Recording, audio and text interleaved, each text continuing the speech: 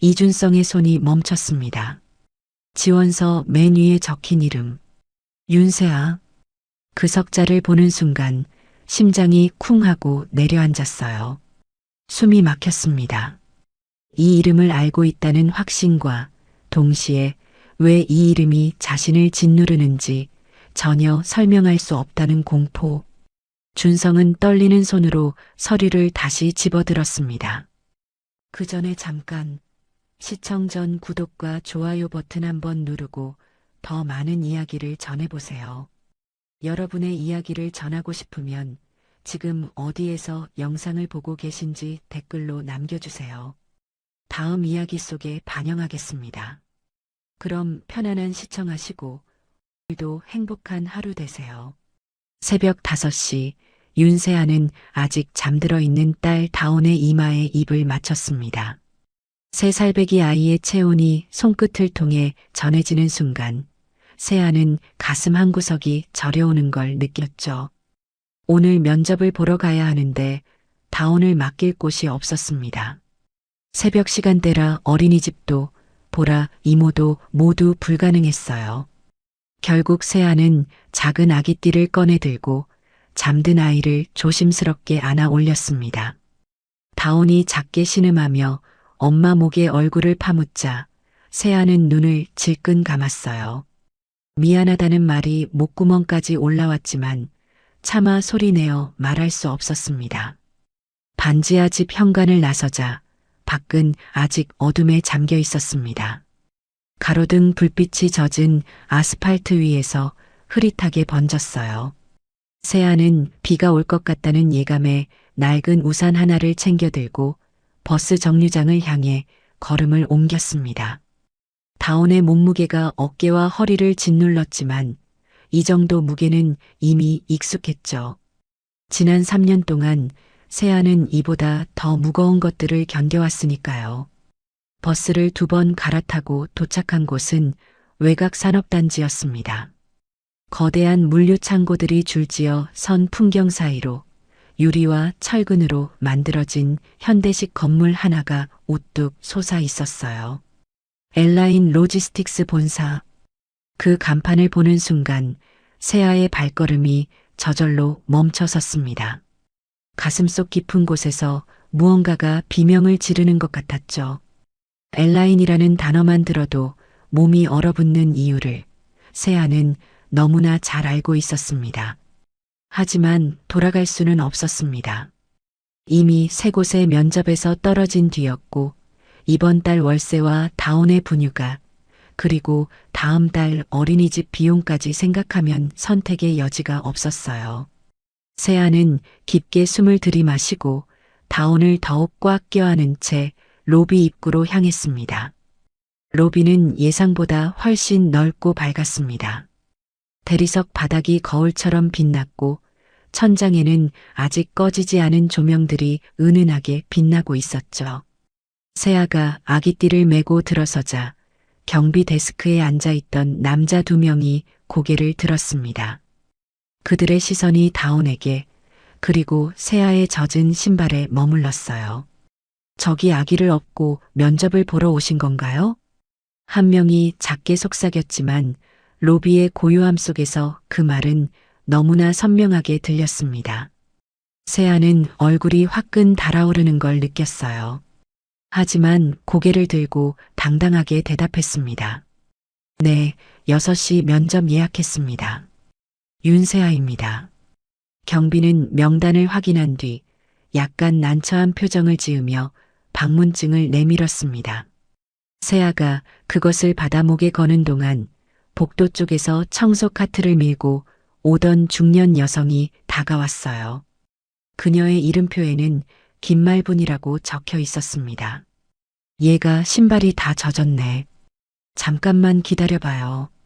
말분은 카트에서 휴지 몇 장을 꺼내 다온의 작은 운동화를 닦아주었습니다. 아이는 여전히 엄마 품에서 꾸벅꾸벅 졸고 있었지만 그 따뜻한 손길이 세아에게는 3년 만에 처음 받는 친절처럼 느껴졌죠. 세아는 고맙다는 인사를 건네고 복도 안쪽으로 걸어 들어갔습니다. 회의실까지 가는 길은 생각보다 멀었습니다. 복도 끝에 다다를 즈음 다온의 신발끈이 풀려 있는 걸 발견한 세아는 한쪽 무릎을 꿇고 아이의 끈을 다시 묶어 주었어요. 작고 귀여운 발. 이 아이를 위해서라면 무엇이든 할 수 있다는 생각이 들었습니다. 세아는 다온의 뺨에 입을 맞추고 작게 속삭였습니다. 엄마 금방 올게. 조금만 참아줘. 하지만 시계를 보니 이미 면접 시간 5분 전이었습니다. 세아는 아이를 다시 업고 황급히 회의실 문을 열었어요. 문 너머에는 긴 타원형 테이블이 놓여 있었고 그 테이블 끝에 한 남자가 앉아 있었습니다. 이준성. 그는 안경을 벗은 채 눈을 감고 관자놀이를 누르고 있었어요. 밤새 회의를 한 듯 정장 재킷은 의자 등받이에 걸쳐져 있었고 셔츠 소매는 팔꿈치까지 거쳐 있었습니다. 세아가 들어서는 소리에 준성은 천천히 눈을 떴지만 시야가 흐릿했는지 몇 번 깜빡였습니다. 윤세아 씨? 그의 목소리는 낮고 거칠었습니다. 극심한 편두통 때문인지 말끝이 약간 떨렸어요. 세아는 재빨리 고개를 숙이며 인사했습니다. 네, 안녕하세요. 늦어서 죄송합니다. 준성은 세아를 바라보았지만 제대로 초점을 맞추지 못했습니다. 그는 테이블 위에 놓인 지원서를 집어들고 기계적으로 질문을 던지기 시작했어요. 이전 직장 경력이 물류센터 계약직이라고 되어 있네요. 퇴사 이유는?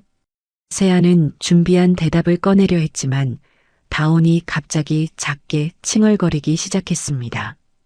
아이가 눈을 뜨며 낯선 공간에 놀란 듯 세아의 목을 더욱 꽉 껴안았어요. 세아는 황급히 아이를 달래며 떨리는 목소리로 대답했습니다. 개인 사정으로 퇴사했습니다. 하지만 업무 능력에는 문제가 없었고 언제든 다시 시작할 준비가 되어 있습니다. 준성은 고개를 끄덕였지만 여전히 눈을 제대로 뜨지 못한 채 다음 질문을 이어갔습니다. 그의 얼굴에는 고통이 역력했어요. 세아는 그 모습을 보며 예전 기억이 불현듯 떠올랐습니다. 야근 후 편두통에 시달리던 누군가가 자신에게 물 한 잔을 달라고 했던 순간 세아는 무의식적으로 입을 열었습니다. 괜찮으세요? 머리 아프시면 물이라도. 그 순간 준성의 손이 멈췄습니다. 펜을 쥔 손끝이 미세하게 떨렸어요. 그의 머릿속에 무언가가 번개처럼 스쳐 지나갔습니다. 비슷한 말투로 웃던 여자. 병원 복도. 형광등 불빛 아래에서 물컵을 건네던 작은 손. 그 이미지들이 파편처럼 흩어졌다가 다시 사라졌죠. 준성은 가슴이 조여오는 걸 느꼈습니다. 알 수 없는 불안과 동시에 무언가를 잃어버렸다는 공포가 밀려왔어요.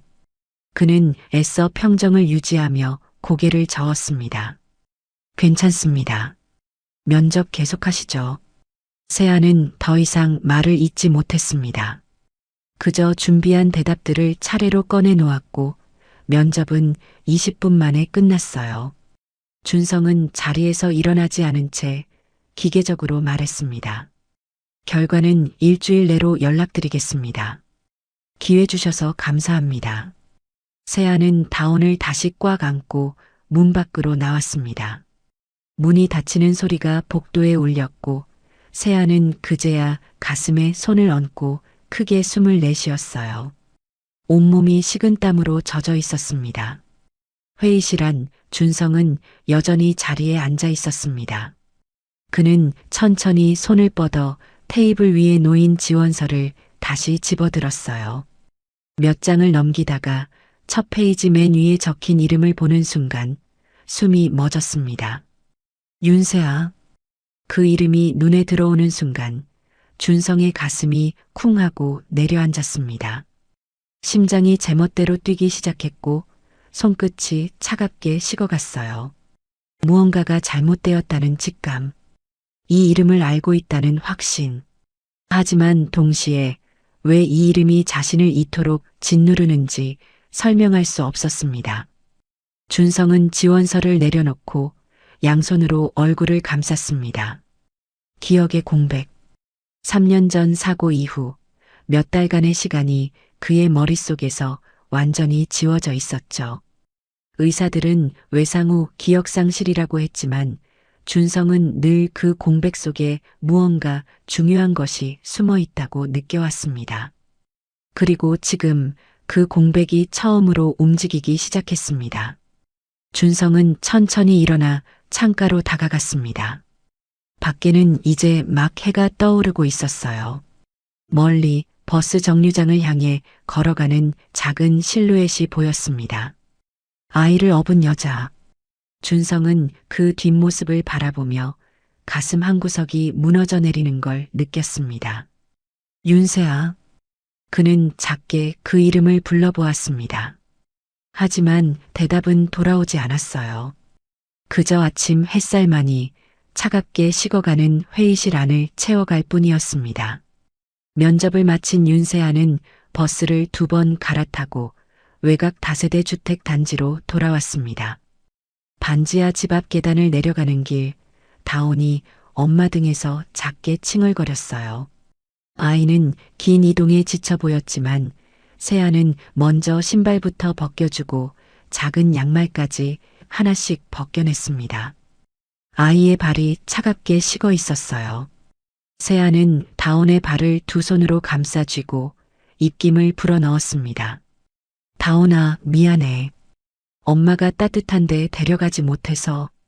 아이는 대답 대신 엄마 품에 얼굴을 묻었고 세아는 그 작은 체온에 기대어 간신히 무너지지 않았습니다. 반지하 현관문을 열자 습기와 곰팡이 냄새가 코를 찔렀어요. 이 집에 들어온 지 벌써 2년이 넘었지만 여전히 익숙해지지 않는 냄새였습니다. 세아는 다온을 작은 이불 위에 눕히고 부엌 쪽으로 걸어갔어요. 냉장고를 열었습니다. 우유 1팩, 계란 3개, 그리고 어제 먹다 남은 김밥 2줄. 세아는 냉장고 문을 닫고 벽에 붙은 달력을 올려다 봤어요. 이번 달 월세 납부일까지 열흘. 통장 잔고는 13만 원. 다온의 어린이집 비용이 40만 원, 월세가 50만 원. 계산기를 두드릴 필요도 없었습니다. 이번 면접에서 떨어지면 다음 달을 버틸 수 없다는 걸 세아는 너무나 잘 알고 있었죠.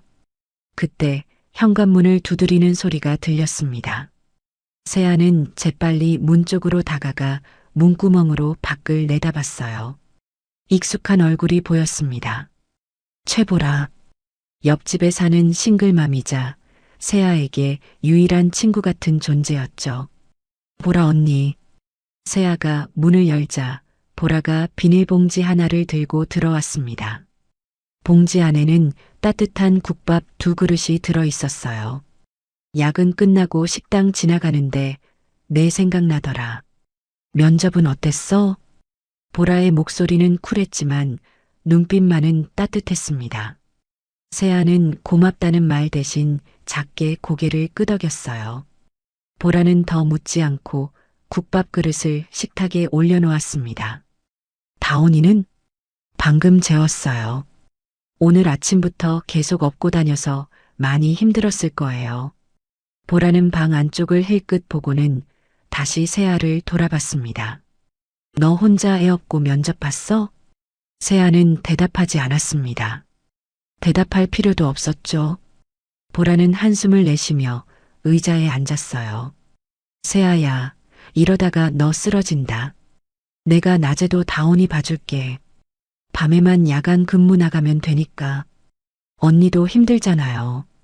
언니 애들도 있는데. 그래도 내가 더 급해 보여. 보라의 말에 세아는 더 이상 반박하지 못했습니다. 사실 보라의 도움 없이는 버틸 수 없다는 걸 세아도 알고 있었어요. 2 사람은 말없이 국밥을 떠먹기 시작했습니다.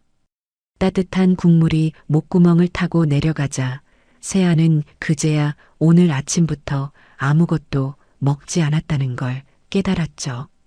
저녁을 먹고 난 뒤 보라는 자리에서 일어나며 말했습니다. 내일 낮에 다온이 데리고 올게. 너 쉬어. 고마워요, 언니. 보라가 나간 뒤 세아는 설거지를 하고 방안을 정리했습니다. 다온이 자고 있는 이불 옆에 앉아 아이의 잠든 얼굴을 한참 동안 바라봤어요. 작고 평화로운 얼굴. 이 아이만은 행복하게 키우고 싶다는 생각이 들었습니다. 세아는 아이의 이마에 입을 맞추고 거실로 나왔어요. 오래된 텔레비전을 켰습니다. 채널을 돌리다가 경제 뉴스가 나오는 화면에서 손이 멈췄어요. 화면 속에는 거대한 물류창고 앞에서 기자 회견을 하는 사람들이 보였습니다. 그리고 그 중앙에 이준성이 서 있었죠. 엘라인 그룹은 이번 분기 실적 발표에서 아나운서의 목소리가 들려왔지만 세아는 더 이상 듣지 못했습니다. 화면 속 준성의 얼굴, 냉정하고 단정한 표정, 새해 전 자신과 함께 웃던 그 얼굴과는 너무나 달랐어요. 세아는 리모컨을 집어 던지듯 채널을 돌렸습니다. 가슴속 깊은 곳에서 무언가가 치밀어 올랐지만 세아는 그것을 억지로 눌러 담았어요. 엘라인. 이 이름만 들어도 온몸이 얼어붙었습니다. 3년 전 지방 국립대를 졸업하고 계약직으로 입사했던 자신. 물류센터 안전 개선 프로젝트를 담당하며 당시 전무였던 준성과 야근을 함께하던 날들. 그는 자신에게 처음으로 당신의 생각이 옳습니다라고 말해준 사람이었어요. 그리고 자신도 그의 외로움과 상처를 알아본 유일한 사람이었죠. 하지만 모든 것은 한순간에 무너졌습니다. 서율의 협박, 위조된 서류, 그리고 교통사고. 세아는 눈을 질끈 감았어요. 그날의 기억이 너무나 생생했습니다. 병원 침대에 누워 뱃속 아이의 심장 소리를 들으며 혼자 결정했던 순간, 이 아이만은 지켜야 한다. 그래서 도망쳤습니다. 아무에게도 말하지 않고 그저 사라졌죠. 세아는 텔레비전을 끄고 창문 쪽으로 다가갔습니다. 반지하 창문 너머로 보이는 건 지나가는 사람들의 발목뿐이었어요. 세아는 그 좁은 시야 안에서 자신이 얼마나 작은 존재인지 다시 한번 깨달았습니다. 그날 저녁 8시쯤이었을까요? 세아는 다온에게 우유를 먹이고 있었습니다. 그때 반지하 계단 위쪽에서 낯익은 소리가 들려왔어요. 하이힐 소리, 또각또각, 규칙적이고 냉정한 리듬. 세아의 손이 멈췄습니다. 온몸에 털이 곤두섰고 심장이 미친 듯이 뛰기 시작했어요. 하이힐 소리는 점점 가까워졌습니다. 계단을 내려오는 소리. 세아는 재빨리 다온을 안고 방 안으로 들어갔어요. 불을 끄고 현관문 틈으로 밖을 내다봤습니다.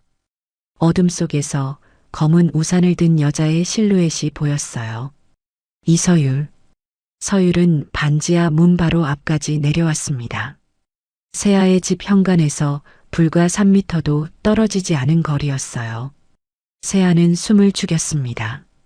다온이 칭얼거리려 하자 재빨리 아이의 입을 손으로 막았죠. 심장이 너무 크게 뛰어서 서율에게도 들릴 것 같았습니다. 서율은 천천히 주변을 둘러봤습니다. 좁은 반지하 골목, 녹슨 자전거, 쌓여있는 쓰레기 봉투들. 그녀의 시선이 세아의 현관문 쪽으로 향했고 세아는 본능적으로 한 걸음 뒤로 물러섰어요. 하지만 서율은 문을 두드리지 않았습니다. 그저 냉소 어린 표정으로 주변을 훑어본 뒤 휴대폰을 꺼내 들었어요. 여전히 숨어 사네. 서율의 목소리가 고요한 밤 공기를 갈랐습니다. 누군가에게 전화를 걸어보고 하는 투였어요. 세아는 문틈 사이로 그 모습을 지켜보며 온몸이 얼어붙는 걸 느꼈습니다. 걱정 마. 계속 지켜볼 테니까. 어차피 나올 곳은 정해져 있어. 서율은 그 말을 끝으로 다시 계단을 올라가기 시작했습니다. 하이힐 소리가 멀어지고 완전히 사라질 때까지 세아는 움직이지 못했어요. 다운을 아는 채 그저 어둠 속에서 떨고 있었습니다. 한참이 지나서야 세아는 조심스럽게 현관문을 열고 밖을 확인했습니다. 아무도 없었어요. 하지만 서율이 다녀간 흔적은 여전히 남아 있었죠. 계단 위에 떨어진 빗방울 자국, 그리고 공기 중에 남은 차갑고 날카로운 향수 냄새. 세아는 현관문을 잠그고 다시 방 안으로 들어왔습니다. 다운을 이불 위에 눕히고 한참 동안 아이의 잠든 얼굴만 바라봤어요. 여전히 감시당하고 있구나. 세아는 그 사실을 받아들이며 창문 커튼을 더욱 꽉 닫았습니다. 다음 날 아침 보라가 문을 두드렸습니다. 세아가 문을 열자 보라는 휴대폰을 들고 있었어요. 세아야, 이거 봐. 보라가 보여준 화면에는 온라인 커뮤니티 게시글이 떠 있었습니다. 제목은 엘라인 로지스틱스 로비 CCTV 영상 디귿디귿었어요. 세아는 화면을 내려다보며 숨이 막혔습니다. 영상 속에는 자신이 찍혀 있었습니다. 로비 계단을 급히 내려가는 뒷모습, 다운의 신발이 벗겨질 정도로 서두르는 모습, 그리고 뒤를 돌아보며 무언가를 확인하는 듯한 두려움에 가득 찬 표정. 댓글들이 주르륵 달려 있었습니다. 누가 쫓아오기라도 한 건가요? 저 여자 왜 저렇게 급해? 애 엄마가 저러면 안 되는데. 세아는 휴대폰을 보라에게 돌려주며 아무 말도 하지 못했습니다. 보라가 걱정스러운 표정으로 물었어요. 세아야, 너 혹시 누구한테 쫓기는 거야? 세아는 고개를 저었습니다. 하지만 그것은 거짓말이었어요. 자신은 여전히 쫓기고 있었고 감시당하고 있었으며 언제 다시 무너질지 모르는 벼랑 끝에 서 있었습니다. 세아는 보라를 향해 억지로 웃어 보이며 말했어요. 아니에요, 언니. 그냥 면접 시간에 늦을까봐 급했던 거예요. 보라는 세아의 얼굴을 한참 들여다보다가 더 이상 묻지 않았습니다. 하지만 두 사람 모두 알고 있었죠. 세아가 숨기고 있는 것이 무엇인지, 그리고 그것이 얼마나 위험한 것인지를요. 윤세아는 어둠 속에서 잠을 이루지 못했습니다. 천장을 바라보며 자꾸만 과거가 떠올랐어요. 3년 전 자신이 처음 엘라인 로지스틱스 물류센터에 계약직으로 입사했던 날. 28살의 세아는 지방 국립대를 졸업하고 서울에서 제대로 된 일자리를 찾기 위해 수십 번의 면접을 봤습니다. 그리고 마침내 합격 통보를 받았을 때 세아는 처음으로 자신의 미래가 조금은 밝아질 거라 믿었죠. 물류센터는 생각보다 훨씬 크고 복잡했습니다. 수백 명의 노동자들이 하루 종일 화물을 옮기고 분류하고 포장했어요. 세아는 안전관리 파트에 배치되어 현장 안전 점검과 사고 예방 매뉴얼을 정리하는 일을 맡았습니다. 일은 고됐지만 세아는 성실하게 해냈어요. 매일 아침 7시에 출근해서 밤 10시가 넘어서야 퇴근하는 날도 많았습니다. 그렇게 석 달쯤 지났을 때 본사에서 안전 개선 프로젝트 팀이 꾸려졌습니다. 그룹 차원에서 산업재해를 줄이기 위한 대규모 작업이었죠. 프로젝트 책임자로 당시 전무였던 이준성이 직접 현장에 내려왔어요. 세아는 처음 준성을 봤을 때 그가 생각보다 젊다는 것에 놀랐습니다. 30살. 재벌가 출신답게 단정한 정장 차림이었지만 눈빛만큼은 피곤해 보였어요. 현장 데이터 정리는 누가 맡고 있습니까? 준성이 회의실에서 물었을 때 팀장이 세아를 가리켰습니다. 윤세아 씨가 맡고 있습니다. 준성은 세아를 돌아봤습니다. 그의 시선이 세아의 얼굴에 잠깐 머물렀고 세아는 긴장한 채 고개를 숙였어요. 하지만 준성은 차갑게 말했습니다. 자료 정리가 엉망입니다. 다시 해오세요. 세아는 얼굴이 붉어졌습니다. 자신이 밤을 새워 정리한 자료였는데 한마디로 부정당한 기분이었죠. 하지만 세아는 참았어요. 그리고 그날 밤 다시 자료를 처음부터 정리하기 시작했습니다. 그런 날들이 계속되었습니다. 준성은 까다로웠고 완벽주의자였으며 세아가 제출하는 자료에 늘 문제를 지적했어요. 하지만 이상하게도 세아는 그가 싫지 않았습니다. 그의 지적이 정당했고 그가 원하는 기준이 명확했으며 무엇보다 그는 자신도 같은 시간만큼 일했으니까요. 어느 날 밤 야근을 마치고 나오는데 준성도 사무실에서 나왔습니다. 복도에서 마주친 두 사람은 잠깐 멈춰 섰어요. 아직 안 들어가셨어요? 세아가 조심스럽게 물었습니다. 준성은 피곤한 표정으로 고개를 끄덕였어요. 데이터를 다시 확인하고 있었습니다. 제가 잘못 정리한 부분이 있었나요? 준성은 세아를 돌아봤습니다. 그의 눈빛이 조금 부드러워진 것 같았어요. 아닙니다. 당신이 정리한 건 정확했습니다. 제가 확인하는 건 습관입니다. 그날 이후 두 사람은 조금씩 가까워졌습니다. 야근 후 편의점에서 컵라면을 함께 먹고 현장 점검을 같이 돌며 때로는 안전 매뉴얼 개선안에 대해 밤새 토론하기도 했죠. 세아는 준성이 겉으로는 냉정해 보이지만 속으로는 누구보다 직원들의 안전을 걱정하는 사람이라는 걸 알게 되었습니다. 그리고 준성도 세아의 성실함과 진심을 알아봤어요. 당신의 생각이 옳습니다. 준성이 처음으로 그렇게 말했을 때 세아는 가슴이 뛰는 걸 느꼈습니다. 누군가 자신의 의견을 인정해 준다는 것. 그것만으로도 세아에게는 큰 위로였어요. 그렇게 6달이 흘렀습니다. 프로젝트가 거의 마무리될 즈음 준성이 세아에게 조심스럽게 물었습니다. 저녁같이 할 수 있겠습니까? 일 말고 그냥. 세아는 놀라서 준성을 돌아봤습니다. 그의 귓가가 살짝 붉어져 있었어요.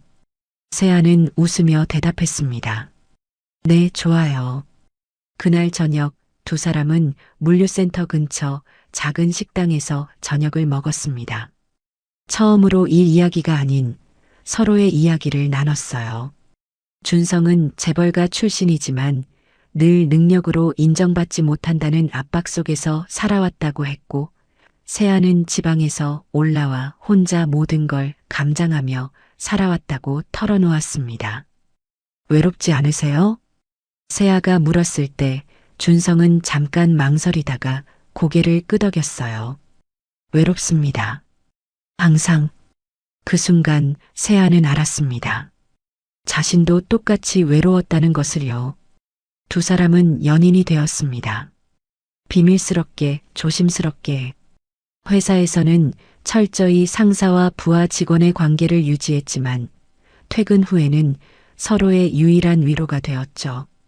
준성은 세아에게 당신과 함께 있으면 숨을 쉴 수 있다고 말했고, 세아는 준성에게 저도 그래요라고 대답했습니다. 하지만 그 행복은 오래가지 못했습니다. 프로젝트가 성공적으로 끝나고 준성이 본사로 복귀할 즈음 그룹 내부에서 경영권 승계 문제가 불거졌습니다. 명예회장의 건강이 악화되면서 준성과 그의 이복 누나 이서율 사이에 보이지 않는 전쟁이 시작된 거예요. 서율은 준성보다 5살 많았고 그룹 전략 본부장으로 일하며 오랫동안 회장의 신임을 받아왔습니다. 하지만 준성의 성과가 눈부시게 쌓이면서 서율의 입지가 흔들리기 시작했죠. 그리고 서율은 결심했습니다. 동생을 무너뜨려야 내가 산다. 서율은 조용히 준성 주변을 조사했습니다. 그리고 윤세아라는 이름을 발견했어요.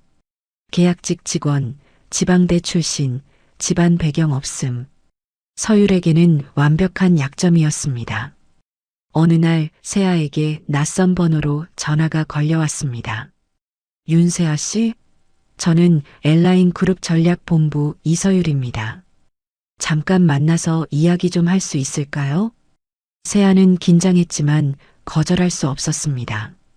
며칠 뒤 세아는 본사 근처 호텔 라운지에서 서율을 만났어요. 서율은 완벽한 정장 차림으로 냉정한 미소를 지으며 앉아 있었습니다. 앉으세요. 세아가 자리에 앉자 서율은 바로 본론을 꺼냈습니다. 준성이와 사귀고 있다는 거 알고 있어요. 세아의 얼굴이 하얗게 질렸습니다.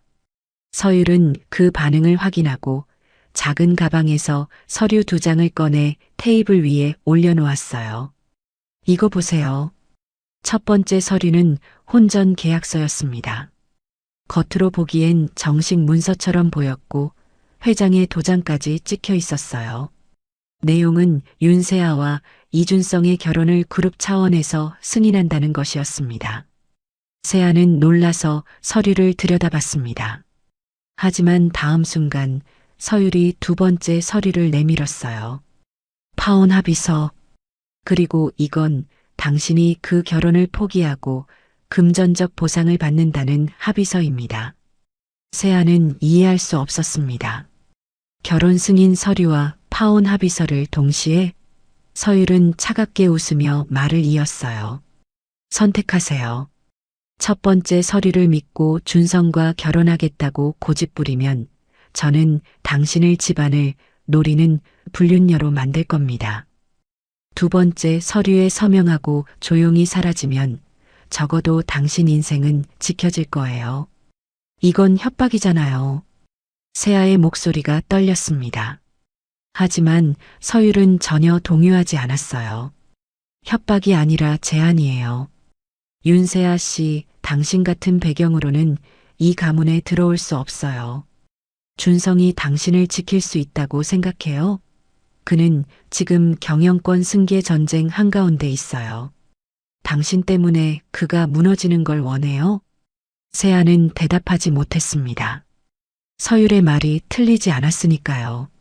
세아는 떨리는 손으로 서류를 밀어냈습니다.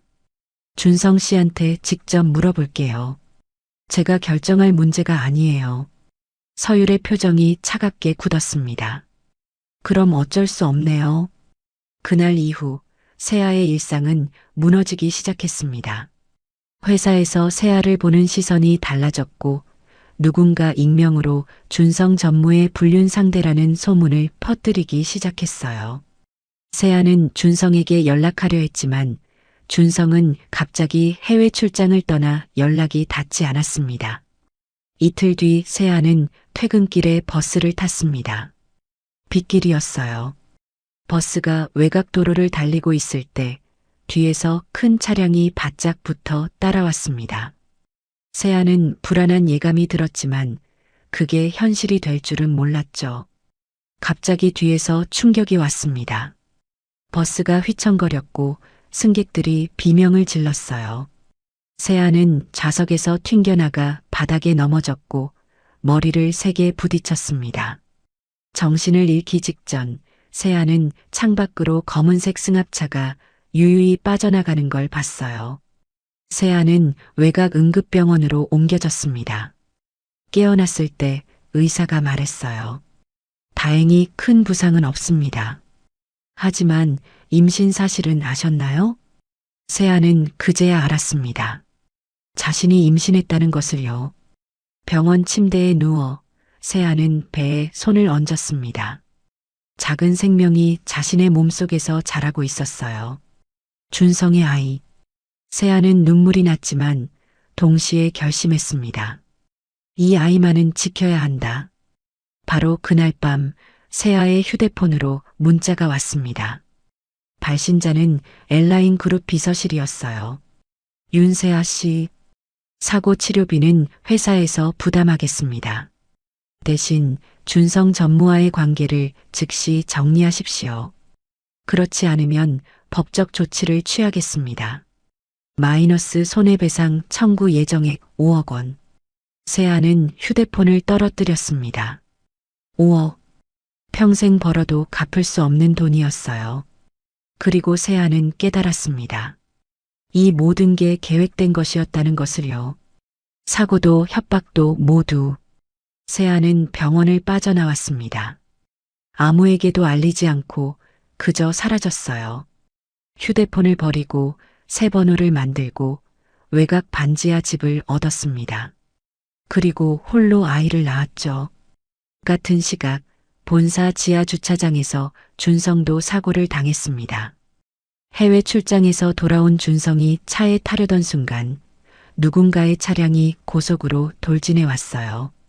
준성은 두개골 부상을 입고 병원으로 실려갔습니다. 몇 달 뒤 준성이 깨어났을 때 의사가 말했어요. 기억에 일부 공백이 있을 수 있습니다. 준성은 혼란스러웠습니다. 최근 몇 달간의 기억이 단편적으로 사라져 있었어요. 그리고 병실에 찾아온 서율이 말했습니다. 준성아, 내가 사귀던 여자 윤세야. 그 여자가 너를 배신했어. 돈을 들고 사라졌다고. 준성은 믿을 수 없었습니다. 하지만 서율이 내민 서류들 위조된 파혼 합의서, 계좌 이체 내역, 그리고 세아가 갑자기 퇴사하고 연락이 끊긴 기록을 보자 준성은 무너졌어요. 사랑의 기억은 흐릿했지만 배신감만은 또렷했습니다. 준성은 세아를 찾지 않았습니다. 아니, 찾을 수 없었어요. 기억 속에서 그녀는 이미 자신을 떠난 사람이었으니까요. 그렇게 3년이 흘렀습니다. 일주일이 지났습니다. 윤세아의 휴대폰에 문자가 왔어요. 서류 전형 합격을 축하드립니다. 2차 면접은 오는 목요일 오후 2시입니다. 마이너스 엘라인 로지스틱스 인사팀. 세아는 문자를 읽고 또 읽었습니다. 합격. 2차 면접. 한 걸음 더 나아간 거였죠. 하지만 기쁨보다는 불안이 먼저 밀려왔어요. 다시 그 건물에 들어가야 한다는 것. 다시 준성을 마주할 수도 있다는 것. 세아는 휴대폰을 내려놓고 창밖을 바라봤습니다. 재면접 날이 다가왔습니다. 이번에는 오후 시간이라 다운을 어떻게든 맡길 방법을 찾아야 했어요. 세아는 동네 어린이집 교사 장아린에게 연락했습니다. 하린은 세아보다 3살 어렸지만 늘 다운을 예뻐해주는 따뜻한 사람이었죠. 언니, 오늘 오후에 급한 일이 있어서 다운이 좀 봐줄 수 있을까? 당연하죠. 제가 오늘 오후에 마침 쉬는 날이에요. 같이 가다가 어린이집 근처에서 다운이 받을게요. 세아는 고맙다는 말을 여러 번 했습니다. 할인의 도움이 없었다면 이번 면접도 포기해야 했을 테니까요. 목요일 오후 세아는 다운의 손을 잡고 집을 나섰습니다. 할인이 약속 장소인 엘라인 본사 근처 카페 앞에서 기다리고 있었어요. 할인은 다운을 보자마자 환하게 웃으며 손을 흔들었습니다. 다운아, 이모한테 와. 다운이 할인에게 달려갔고 할인은 아이를 안아 올렸어요. 세아는 다운의 작은 가방을 건네며 말했습니다. 간식이랑 물 다 넣어뒀어. 그리고 다운이가 낯선 데 가면 조금 긴장할 수도 있으니까. 괜찮아요, 언니. 저 다운이랑 친하잖아요. 면접 잘 보고 와요. 세아는 다운의 이마에 입을 맞추고 회사 건물을 향해 걸어갔습니다. 뒤를 돌아보니 할인이 다운을 안고 손을 흔들고 있었어요. 세아는 작게 손을 흔들어주고 건물 안으로 들어갔습니다.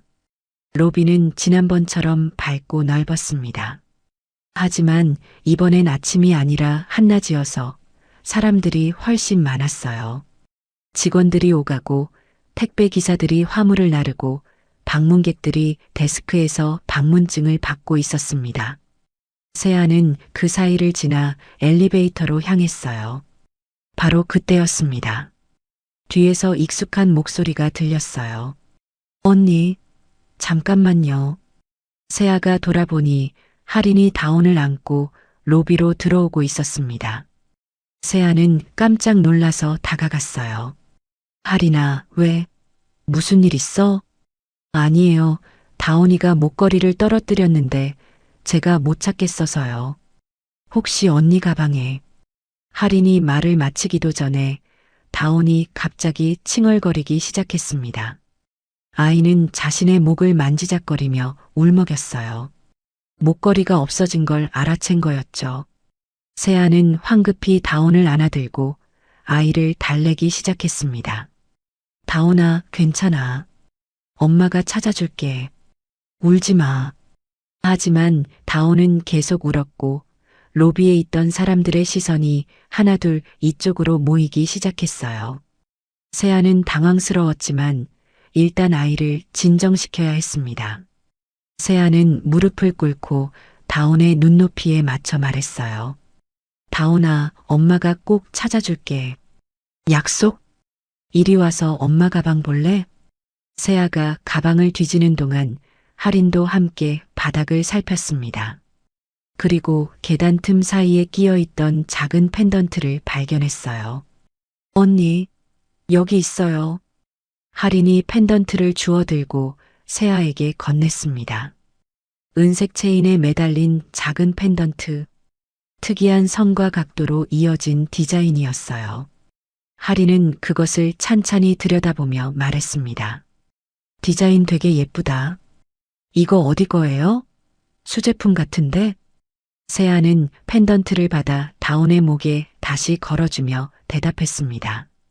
응, 예전에 선물 받은 거야. 누구한테요? 되게 독특한 디자인인데 어디선가 본 것 같기도 하고.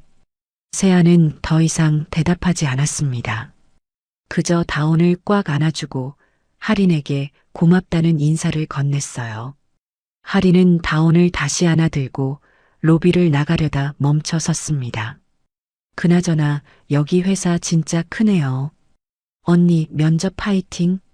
할인과 다온이 로비를 나가고 세아는 엘리베이터를 향해 걸어갔습니다. 하지만 세아는 몰랐어요. 그 순간 로비 반대편에서 누군가 그 모든 장면을 지켜보고 있었다는 것을요. 이준성이었습니다. 준성은 회의를 마치고 로비를 지나가던 중이었어요. 그는 우연히 계단 근처에서 아이를 안고 있는 여자를 봤습니다. 윤세아. 지난주 면접을 봤던 그 여자. 준성은 발걸음을 멈췄어요. 세아가 아이의 목에 무언가를 걸어주는 모습이 보였습니다. 목걸이. 작은 펜던트가 아이의 목에서 반짝였어요. 준성은 그것을 보는 순간 이상한 느낌이 들었습니다. 가슴 한구석이 쿵 하고 울렸고 손끝이 저릿해졌죠. 저 디자인 어디선가 본 것 같았습니다. 준성은 눈을 가늘게 뜨고 펜던트를 더 자세히 보려 했지만 거리가 너무 멀었어요. 세아와 아이 그리고 함께 있던 젊은 여자가 로비를 나가는 모습을 지켜본 뒤 준성은 엘리베이터에 올랐습니다. 하지만 머릿속에서 그 펜던트의 이미지가 계속 맴돌았어요. 회장실에 도착한 준성은 책상에 앉아 관자놀이를 눌렀습니다. 편두통이 다시 시작되고 있었어요. 그런데 이번엔 통증과 함께 무언가가 떠오르려는 느낌이 들었습니다. 어떤 선들, 곡선과 직선이 교차하는 형태, 그것이 무엇을 의미하는지 알 수 없었지만 분명 중요한 것이라는 직감이 들었죠. 바로 그때 회장실 문이 열리고 오태오 차장이 들어왔습니다. 태오는 조심스럽게 태블릿 하나를 준성의 책상 위에 올려놓았어요. 회장님, 말씀하신 자료 정리했습니다. 무슨 자료? 사고 전 개인 프로젝트 자료요. 회장님께서 지난주에 복구 안 된 파일 있으면 찾아보라고 하셨잖습니까? 준성은 그제야 기억이 났습니다. 일주일 전 자신이 태호에게 3년 전 자료를 찾아보라고 부탁했던 것을요. 기억의 공백 때문에 사라진 시간들을 복원하고 싶었던 겁니다. 백업 서버에서 CCTV 영상이랑 디자인, 스케치 폴더 몇 개 건졌습니다. 대부분 손상됐는데 일부는 복구 가능했어요. 고맙네. 두고 가게. 태호가 나가고 준성은 태블릿을 집어들었습니다. 폴더를 열자 여러 파일들이 나열되어 있었어요. 대부분 업무 관련 자료였지만 맨 아래에 개인 프로젝트 최종이라는 제목의 영상 파일이 하나 있었습니다. 준성은 그 파일을 클릭했습니다. 화면이 켜지고 3년 전의 자신이 나타났습니다. 화면 속 준성은 지금보다 조금 더 젊어 보였고 표정도 부드러워 보였어요. 그는 책상 앞에 앉아 종이 위에 무언가를 그리고 있었습니다. 이게 마지막이 될 거야. 화면 속 준성이 혼잣말을 했습니다. 그리고 카메라를 향해 작게 웃었어요. 세아에게 줄 마지막 선물. 반지 디자인인데 보통 하트 모양은 너무 흔하니까 뭔가 다른 걸 만들고 싶었어.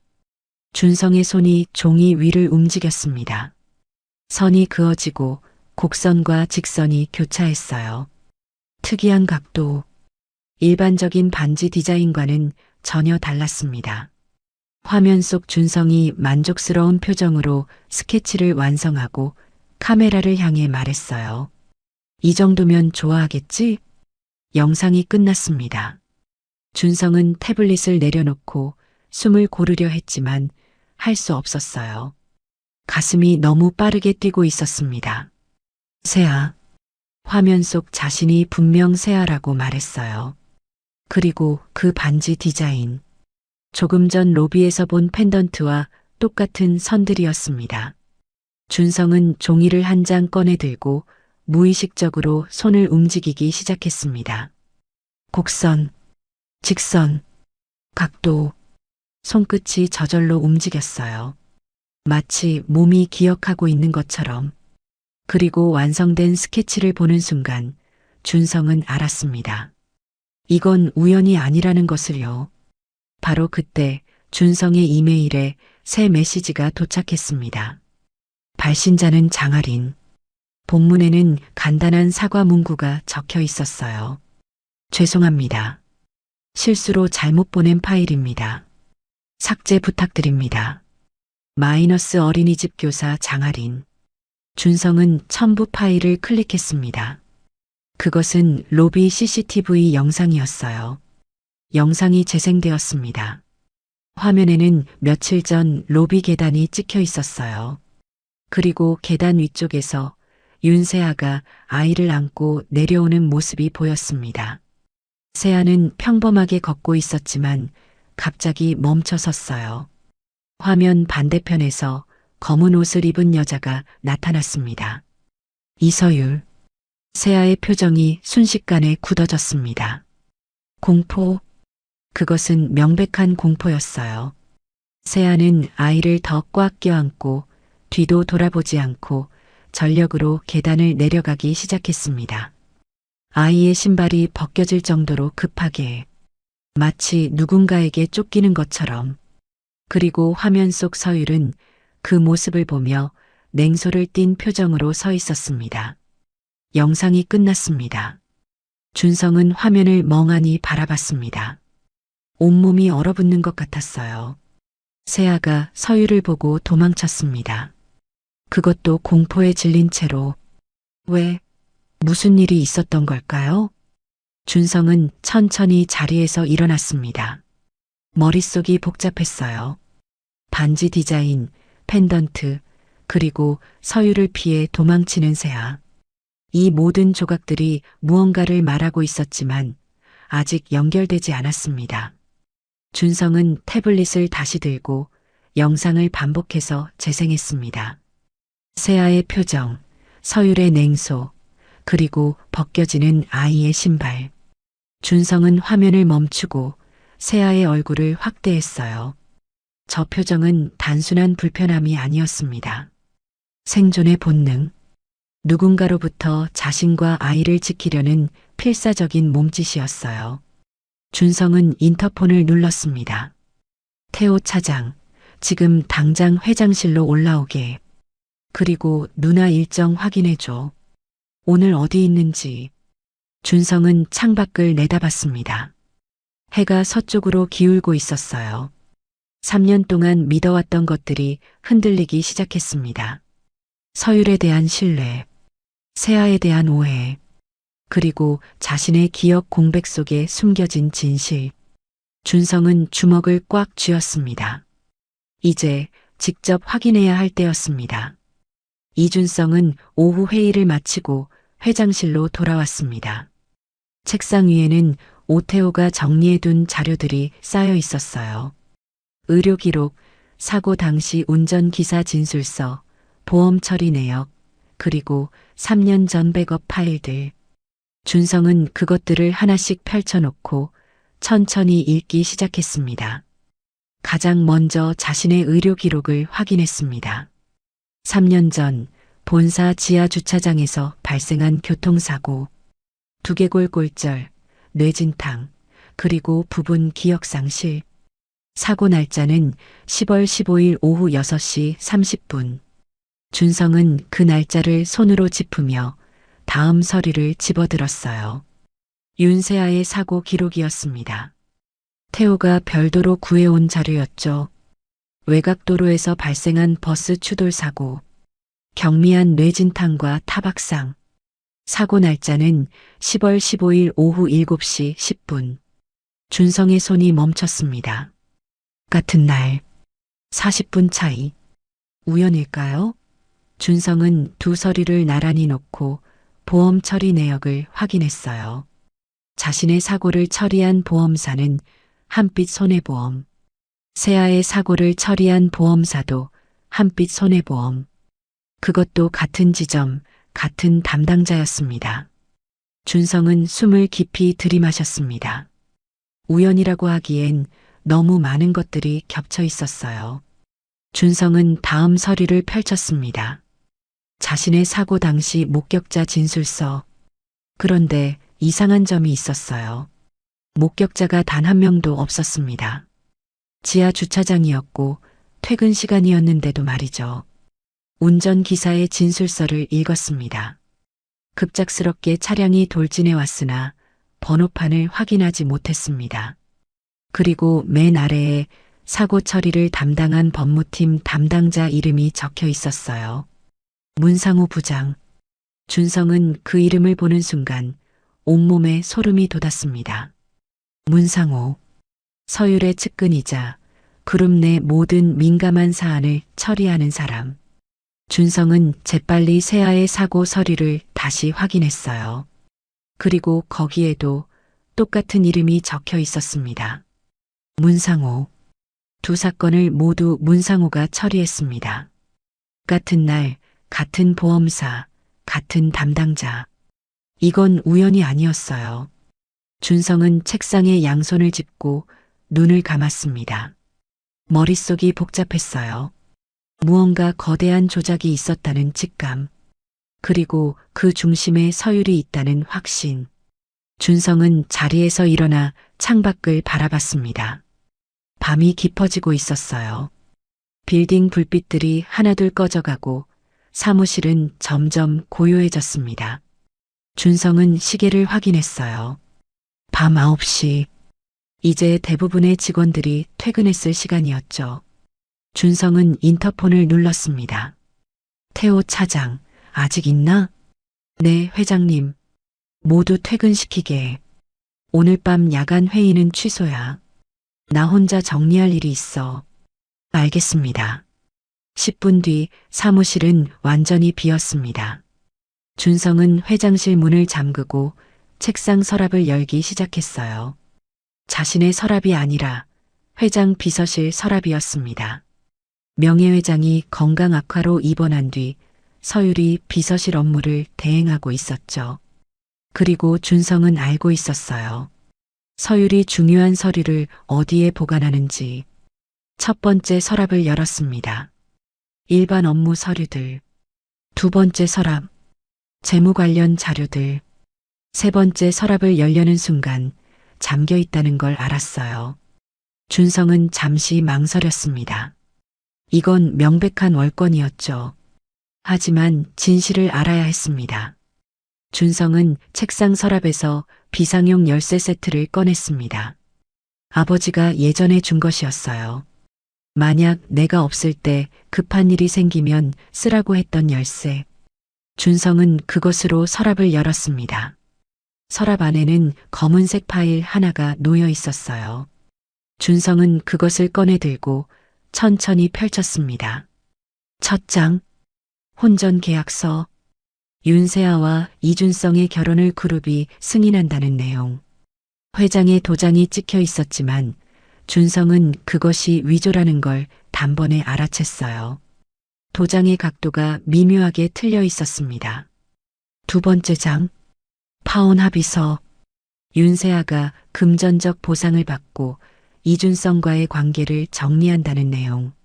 세아의 서명이 있었지만 준성은 그것도 위조라는 확신이 들었어요. 필체가 너무 깔끔했습니다.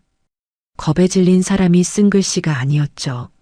세 번째 장, 준성은 숨을 멈췄습니다. 손으로 쓴 메모였어요. 서율의 필체였습니다. 10월 15일 오후 7시 버스 사고 처리 완료. 병원 이송 확인. 문상호 담당. 그 아래에 또 다른 메모가 있었어요. 10월 15일 오후 6시 30분 주차장 사고 처리 완료. 준성 병원 이송. 기억 손상 확인 필요. 준성은 서류를 떨어뜨릴 뻔했습니다. 손이 너무 심하게 떨렸어요. 이건 단순한 우연이 아니었습니다. 계획된 것이었어요. 서율이 직접 지시한 사고, 세아를 제거하기 위한 사고, 그리고 자신의 기억을 지우기 위한 사고. 준성은 다음 서류를 넘겼습니다. 사고 보고서. 윤세아의 이름이 붉은 펜으로 줄쳐져 있었어요. 그리고 옆에 작은 글씨로 메모가 적혀 있었습니다. 임신 가능성 확인 필요. 절대 준성과 접촉 금지. 준성은 그 글을 읽고 온몸이 얼어붙는 것 같았습니다. 임신. 세아가 임신했었다는 건가요? 그럼 지금 세아가 키우고 있는 아이는? 준성은 더 이상 생각을 이어갈 수 없었습니다. 가슴이 너무 아팠어요. 3년 동안 자신은 무엇을 한 걸까요? 세아를 배신자로 여기고 미워하고 잊으려 애쓰는 동안 세아는 혼자 아이를 낳고 키워왔던 겁니다. 준성은 휴대폰을 꺼내 들고 서류를 하나씩 촬영하기 시작했습니다. 위조 계약서, 파혼 합의서, 사고 지시 메모, 보고서. 모든 증거를 빠짐없이 찍었어요. 그리고 파일을 암호화해서 안전한 클라우드에 백업했습니다. 촬영을 마치고 준성은 서류를 다시 파일에 넣으려 했습니다. 하지만 그 순간 회장실 문이 열리는 소리가 들렸어요. 준성은 화들짝 놀라서 고개를 들었습니다. 이서율이 문 앞에 서 있었습니다. 이 시간에 뭐 하는 거야? 서율의 목소리는 차가웠습니다. 준성은 재빨리 파일을 서랍 위에 올려놓고 평정을 유지하려 애썼어요. 야근하고 있었어. 누나는 왜 여기 와? 서율은 천천히 방 안으로 들어왔습니다.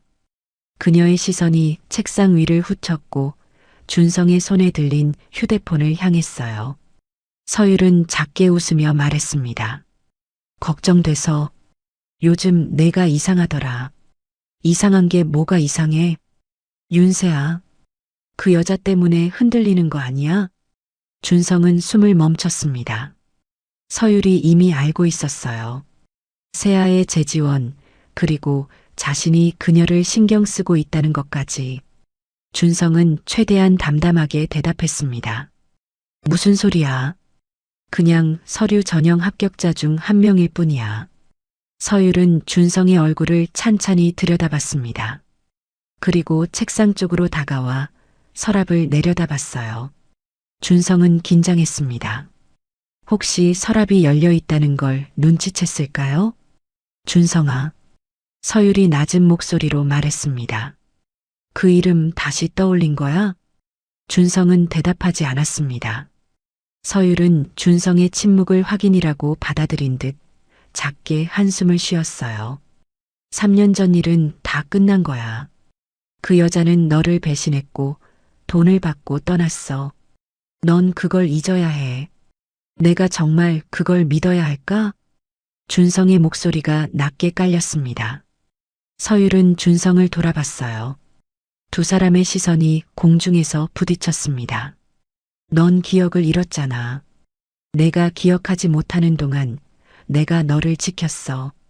그 여자 때문에 내가 무너지지 않도록. 지켰다고? 아니면 조작했다고? 서율의 표정이 굳었습니다. 준성은 한 걸음 앞으로 나아가며 말을 이었어요. 누나, 나한테 숨긴 거 없어? 숨긴 거? 무슨 소리야? 세아가 왜 도망갔는지, 왜 그렇게 무서워하는지, 그리고 왜 나는 그걸 기억하지 못하는지. 서율은 잠시 침묵했습니다. 그리고 차갑게 웃으며 대답했어요. 준성아, 내가 안정되어야 그룹도 산다. 내가 그 여자 때문에 흔들리면 경영권 승계도 무너져. 그걸 원해? 그게 답은 아니잖아. 그게 현실이야. 서율은 더 이상 말하지 않고 책상 위를 다시 한번 훑어봤습니다. 그리고 준성을 향해 마지막 경고를 던졌어요. 그 여자 지금 어디 사는지 알아? 외곽 반지야. 애 하나 키우면서 편의점 알바하고 있더라. 불쌍하지? 하지만 그건 내 책임이 아니야. 그 여자가 선택한 삶이야. 준성은 주먹을 꽉 쥐었습니다. 서율이 이미 세아의 모든 것을 파악하고 있었어요. 어디 사는지, 무슨 일을 하는지, 심지어 아이까지. 그리고 그것을 무기로 삼으려 하고 있었습니다. 누나. 준성이 낮게 불렀습니다. 더 이상 그녀를 건드리지 마. 서율은 의외라는 표정을 지었어요. 그리고 작게 웃으며 말했습니다. 건드린다고? 난 아무것도 안 해. 그저 지켜볼 뿐이야. 내가 무슨 선택을 하는지. 서율은 그 말을 끝으로 회장실을 나갔습니다. 문이 닫히고 준성은 그제야 긴장이 풀려 의자에 주저앉았어요. 온몸이 식은땀으로 젖어 있었습니다. 준성은 휴대폰을 다시 확인했습니다. 다행히 촬영한 파일들은 안전하게 저장되어 있었어요. 하지만 이제 문제는 원본 서류였습니다. 서율이 의심하기 전에 서류를 다시 제자리에 돌려놓아야 했죠. 준성은 인터폰을 눌렀습니다. 태호 차장, 아직 건물에 있나? 네, 회장님. 주차장에 있습니다. 지금 당장 회장실로 와. 급한 일이야. 5분 뒤 태호가 회장실로 들어왔습니다. 준성은 파일을 건네며 설명했어요. 이거 비서실 서랍에 다시 넣어야 해. 누나가 눈치채기 전에. 태호는 파일을 받아들고 준성을 돌아봤습니다. 회장님, 이게. 알아. 위험한 거 알아. 하지만 증거야. 누나가 뭘 했는지 증명하는. 태호는 고개를 끄덕이고 조심스럽게 비서실로 향했습니다. 준성은 창가에 서서 그 모습을 지켜봤어요. 몇 분 뒤 태호가 돌아왔습니다. 다시 넣어뒀습니다. 자물쇠도 잠갔고요. 고맙네. 태호는 잠시 망설이다가 조심스럽게 물었습니다. 회장님, 이제 어떻게 하실 건가요? 준성은 책상 위에 펼쳐진 자료들을 내려다봤습니다. 사고 기록, 보험 서류, 의료 기록. 모든 증거가 한 방향을 가리키고 있었어요. 서율의 조작, 그리고 세아를 향한 계획된 폭력. 외부 변호사를 붙여야겠어. 그룹 내부 사람은 믿을 수 없어. 그리고 수사관도 필요해. 비공식적으로 움직일 수 있는 사람. 제가 아는 사람 있습니다. 전직 검사 출신인데 지금은 개인 사무소 운영하고 있어요. 연락 가능해? 네, 내일 아침에 바로 연락해 보겠습니다. 준성은 고개를 끄덕였습니다. 그리고 창밖을 다시 바라봤어요. 밤이 깊어지고 있었습니다. 도시의 불빛들이 반짝이고 어딘가에서 세아도 이 밤을 보내고 있을 거라는 생각이 들었어요. 태호 차장? 네. 내가 그녀를 버린 게 아니라는 걸 이제 알겠어. 누군가가 우리의 시간을 잘라버렸어. 우리 사이에 칼을 꽂고 기억을 지우고 진실을 왜곡했어. 태호는 조용히 준성의 말을 들었습니다. 준성은 주먹을 꽉 쥐며 말을 이었어요. 이제 바로잡을 거야. 누가 뭘 했는지, 왜 했는지 전부 밝혀낼 거야. 그리고 세아에게 미안하다고 말할 거야. 태호는 고개를 숙였습니다. 도와드리겠습니다, 회장님. 준성은 작게 웃었습니다. 오랜만에 느끼는 감정이었어요. 희망. 진실을 되찾을 수 있다는 희망. 그리고 세아를, 그 아이를 자신의 삶으로 다시 불러올 수 있다는 희망. 하지만 동시에 준성은 알고 있었습니다. 이건 시작일 뿐이라는 것을요. 서율과의 전쟁은 이제 막 시작되었고 앞으로 더 많은 진실이 드러날 것이며 그 과정에서 자신도 상처받을 거라는 것을. 하지만 상관없었습니다. 진실이 밝혀진다면 그 어떤 고통도 견딜 수 있었으니까요. 준성은 책상 위 자료들을 정리하며 조용히 다짐했습니다. 이번엔 놓치지 않겠다고. 세아를, 그리고 진실을. 다음 날 아침 이준성은 평소보다 일찍 출근했습니다. 밤새 잠을 제대로 자지 못했지만 오히려 머리는 더 맑았어요. 어제 발견한 증거들, 그리고 서율과의 대화.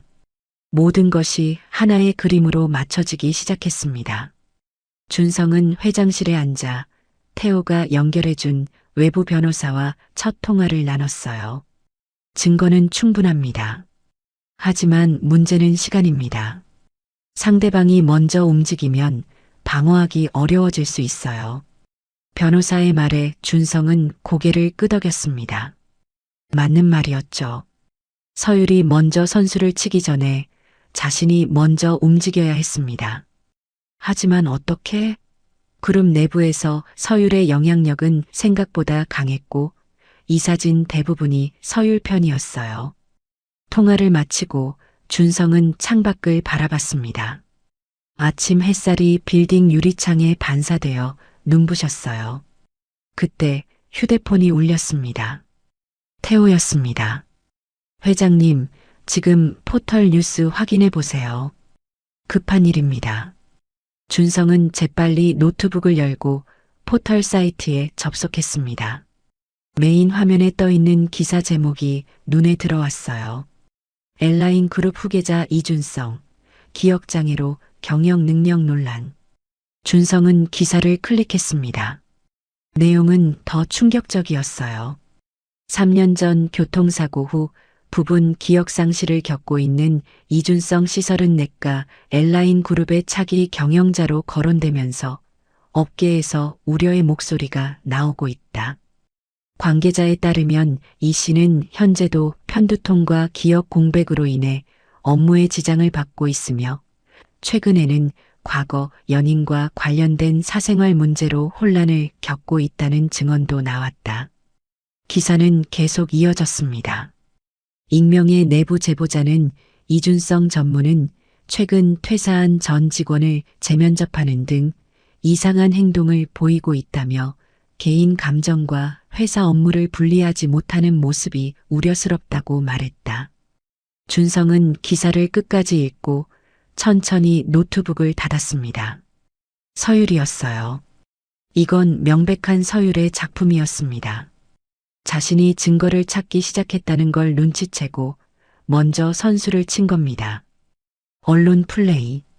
자신의 경영 능력을 의심하게 만들고 동시에 세아와의 관계를 사생활 문제로 포장해서 약점으로 만들어버렸어요. 준성은 휴대폰을 들고 태호에게 전화했습니다. 태호 차장, 이 기사 누가 썼는지 확인 가능한가? 이미 확인했습니다. 경제부 기자인데 과거에도 서율 본부장님과 가까운 관계로 알려진 사람입니다. 예상했던 대로네. 준성은 한숨을 내쉬었습니다. 하지만 놀라운 일은 아니었어요. 서율은 늘 이런 식으로 움직여 왔으니까요. 보이지 않는 곳에서 조용히 그러나 치명적으로. 오전 10시 준성의 휴대폰이 다시 울렸습니다. 이번엔 비서실에서 걸려온 전화였어요. 회장님, 긴급 이사회가 소집되었습니다. 오늘 오후 2시 본관 대회의실입니다. 누가 소집했나? 서율 본부장님께서 명예회장님의 승인을 받아 진행하신다고 합니다. 준성은 전화를 끊고 의자에 깊이 기댔습니다. 이사회. 서율이 공개적으로 자신을 압박하기 시작한 겁니다. 기사로 여론을 흔들고 이사회에서 경영 능력을 공격하는 전략. 준성은 이제 선택해야 했어요. 방어할 것인가 아니면 정면으로 맞설 것인가. 같은 시각 외곽 반지하 집에서 윤세아도 같은 기사를 보고 있었습니다. 보라가 휴대폰을 들고 와서 보여준 거였어요. 세아야, 이거 너랑 관련 있는 거 아니야? 세아는 화면을 내려다보며 얼굴이 하얗게 질렸습니다. 기사 속에 나온 과거 연인, 퇴사한 전 직원. 그게 자신을 말하는 거라는 걸 단번에 알아챘어요. 서율이 움직이기 시작한 겁니다. 언니나 어떡하지? 세아의 목소리가 떨렸습니다.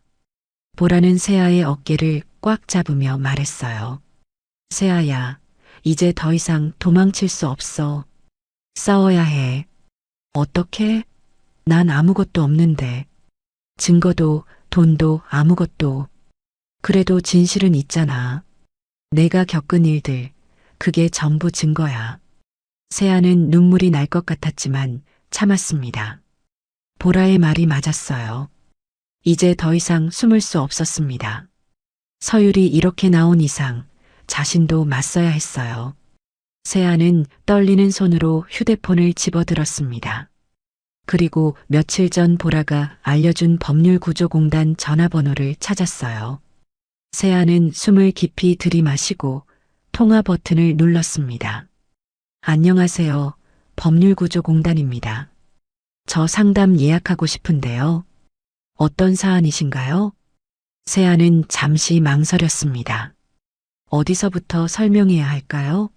3년 전 협박, 교통사고, 위조 서류, 그리고 지금까지 이어진 감시와 공포. 세아는 떨리는 목소리로 대답했습니다. 직장 내 괴롭힘이요. 그리고 교통사고 관련해서도요. 알겠습니다. 내일 오전 10시에 오실 수 있으세요? 네, 갈 수 있습니다. 전화를 끊고 세아는 휴대폰을 꽉 쥐었습니다. 처음으로 누군가에게 도움을 청한 거였어요. 3년 동안 혼자 버텨왔지만 이제 더 이상 혼자서는 안 된다는 걸 깨달았습니다. 다음 날 아침 세아는 다운을 보라에게 맡기고 법률구조공단으로 향했습니다. 낡은 건물 3층에 위치한 사무실. 세아는 대기실에서 한참을 기다렸어요. 긴장 때문에 손바닥에 땀이 났고 심장이 빠르게 뛰었습니다. 윤세아 씨? 젊은 남자가 문을 열고 세아를 불렀습니다. 정민우, 37살의 무료 변호사. 세아는 자리에서 일어나 상담실로 들어갔어요. 앉으세요. 편하게 말씀하시면 됩니다. 민우의 목소리는 차분했습니다. 세아는 의자에 앉아 처음으로 자신의 이야기를 꺼내기 시작했어요. 3년 전 엘라인에서 일했던 것, 준성과의 관계, 서율의 협박, 위조 서류, 교통사고, 그리고 임신과 출산까지. 말을 하는 동안 눈물이 났지만 세아는 끝까지 이야기했습니다. 민우는 메모를 하며 세아의 말을 들었습니다. 그리고 세아가 이야기를 마치자 고개를 들어 물었어요. 증거가 있나요? 당시 문자 메시지나 통화 기록이나 아니면 증인이라도? 세아는 고개를 저었습니다. 휴대폰을 버렸어요. 그때 너무 무서워서 모든 걸 지우고 싶었어요. 민우는 잠시 생각하더니 조심스럽게 말했습니다. 솔직히 말씀드릴게요. 증거가 없으면 법적으로 싸우기 어렵습니다. 특히 상대가 대기업 임원이라면요. 세아의 얼굴이 어두워졌습니다. 역시 그럴 줄 알았어요. 자신 같은 사람이 어떻게 재벌가와 싸울 수 있겠습니까? 하지만 민우는 말을 이었습니다. 하지만 불가능한 건 아닙니다. 병원 기록은 남아있을 겁니다. 사고 당시 치료받은 기록, 임신 확인 기록, 그리고 회사 출입 기록도 있을 거고요. 가장 중요한 건 진실이 당신 편이라는 겁니다. 세아는 고개를 들었습니다. 민우가 진지한 표정으로 말했어요. 윤세아 씨, 혼자만 잘못한 게 아니라는 걸 증명할 수 있습니다. 시간이 걸리겠지만 가능합니다. 저와 함께 해보시겠어요? 세아는 눈물을 닦으며 고개를 끄덕였습니다. 처음으로 누군가 자신을 믿어준다는 느낌이 들었어요. 민우는 서류를 꺼내 세아에게 건넸습니다. 일단 병원 기록부터 확보하겠습니다. 그리고 사고 당시 보험 처리 내역도 필요해요. 제가 공문을 보내서 받아보겠습니다. 감사합니다. 세아의 목소리는 여전히 떨렸지만 이전과는 달랐습니다. 희망이 섞여 있었어요. 같은 시각 엘라인 그룹 본관 대회의실에서는 긴급 이사회가 열리고 있었습니다. 긴 타원형 테이블에 이사진 10여 명이 앉아 있었고 준성은 그 중앙에 앉아 있었어요. 서율은 준성의 반대편에 자리를 잡았습니다. 회의가 시작되기 전 대회의실 문이 열렸습니다. 모두의 시선이 문 쪽으로 향했어요. 휠체어를 탄 노인이 천천히 들어오고 있었습니다. 이도원 명예회장, 준성과 서율의 아버지였습니다. 준성은 자리에서 일어났습니다. 명예회장은 건강 악화로 1년째 병원과 집을 오가며 요양 중이었어요. 이사회에 직접 참석한 건 거의 2년 만이었습니다. 아버님, 준성이 다가가려 했지만 명예회장은 손을 들어 제지했습니다. 그는 휠체어를 타고 테이블 맨 끝자리로 향했어요. 간병인이 휠체어를 밀어주었고 명예회장은 천천히 자리를 잡았습니다. 시작하게. 명예회장의 목소리는 여전히 카리스마가 있었습니다. 서율이 자료를 펼치며 회의를 시작했어요. 오늘 긴급 이사회를 소집한 이유는 최근 언론에 보도된 내용과 관련해 그룹의 입장을 정리하기 위함입니다. 서율은 준성을 향해 날카로운 시선을 보냈습니다. 이준성 전무의 건강 상태와 경영 능력에 대한 우려가 제기되고 있습니다. 3년 전 사고 이후 기억장애가 지속되고 있고 최근에는 개인 감정이 업무에 영향을 미치고 있다는 내부 증언도 있습니다. 이사들이 웅성거리기 시작했습니다. 준성은 침묵을 지켰어요. 서율이 말을 이었습니다. 저는 제안합니다. 이준성 전무의 경영권 승계를 당분간 보류하고 그룹 경영은 전략본부에서 대행하는 것이 어떻겠습니까? 한 이사가 손을 들었습니다. 그렇다면 누가 실질적인 경영을 맡게 되는 겁니까? 서율이 대답했습니다. 제가 맡겠습니다. 회의실이 술렁였습니다. 서율의 의도가 명확했어요. 준성을 밀어내고 자신이 그룹을 장악하겠다는 것. 준성은 여전히 침묵했습니다. 하지만 속으로는 분노가 끓어올랐어요. 그때 명예회장이 입을 열었습니다. 준성? 모두의 시선이 준성에게 집중되었습니다. 명예회장이 물었어요. 내 생각은 어떤가? 준성은 천천히 일어섰습니다. 그리고 명예회장을 똑바로 바라보며 대답했습니다. 저는 제 능력을 의심받고 있다는 걸 압니다. 그리고 그럴 만한 이유도 있다는 것도 인정합니다. 하지만 한 가지는 분명히 말씀드리고 싶습니다. 준성은 서율을 향해 고개를 돌렸습니다. 제 개인 사생활은 경영 능력과 무관합니다. 그리고 진실이 밝혀질 때까지 제 선택에 대해 어떠한 결론도 내리지 말아 주십시오. 명예회장이 물었습니다. 진실? 무슨 진실을 말하는 건가? 준성은 깊게 숨을 들이마셨습니다. 그리고 대답했어요. 3년 전 일입니다. 제가 기억하지 못하는 시간 동안 무슨 일이 있었는지 직접 확인해 보겠습니다. 명예회장은 준성을 한참 동안 바라봤습니다.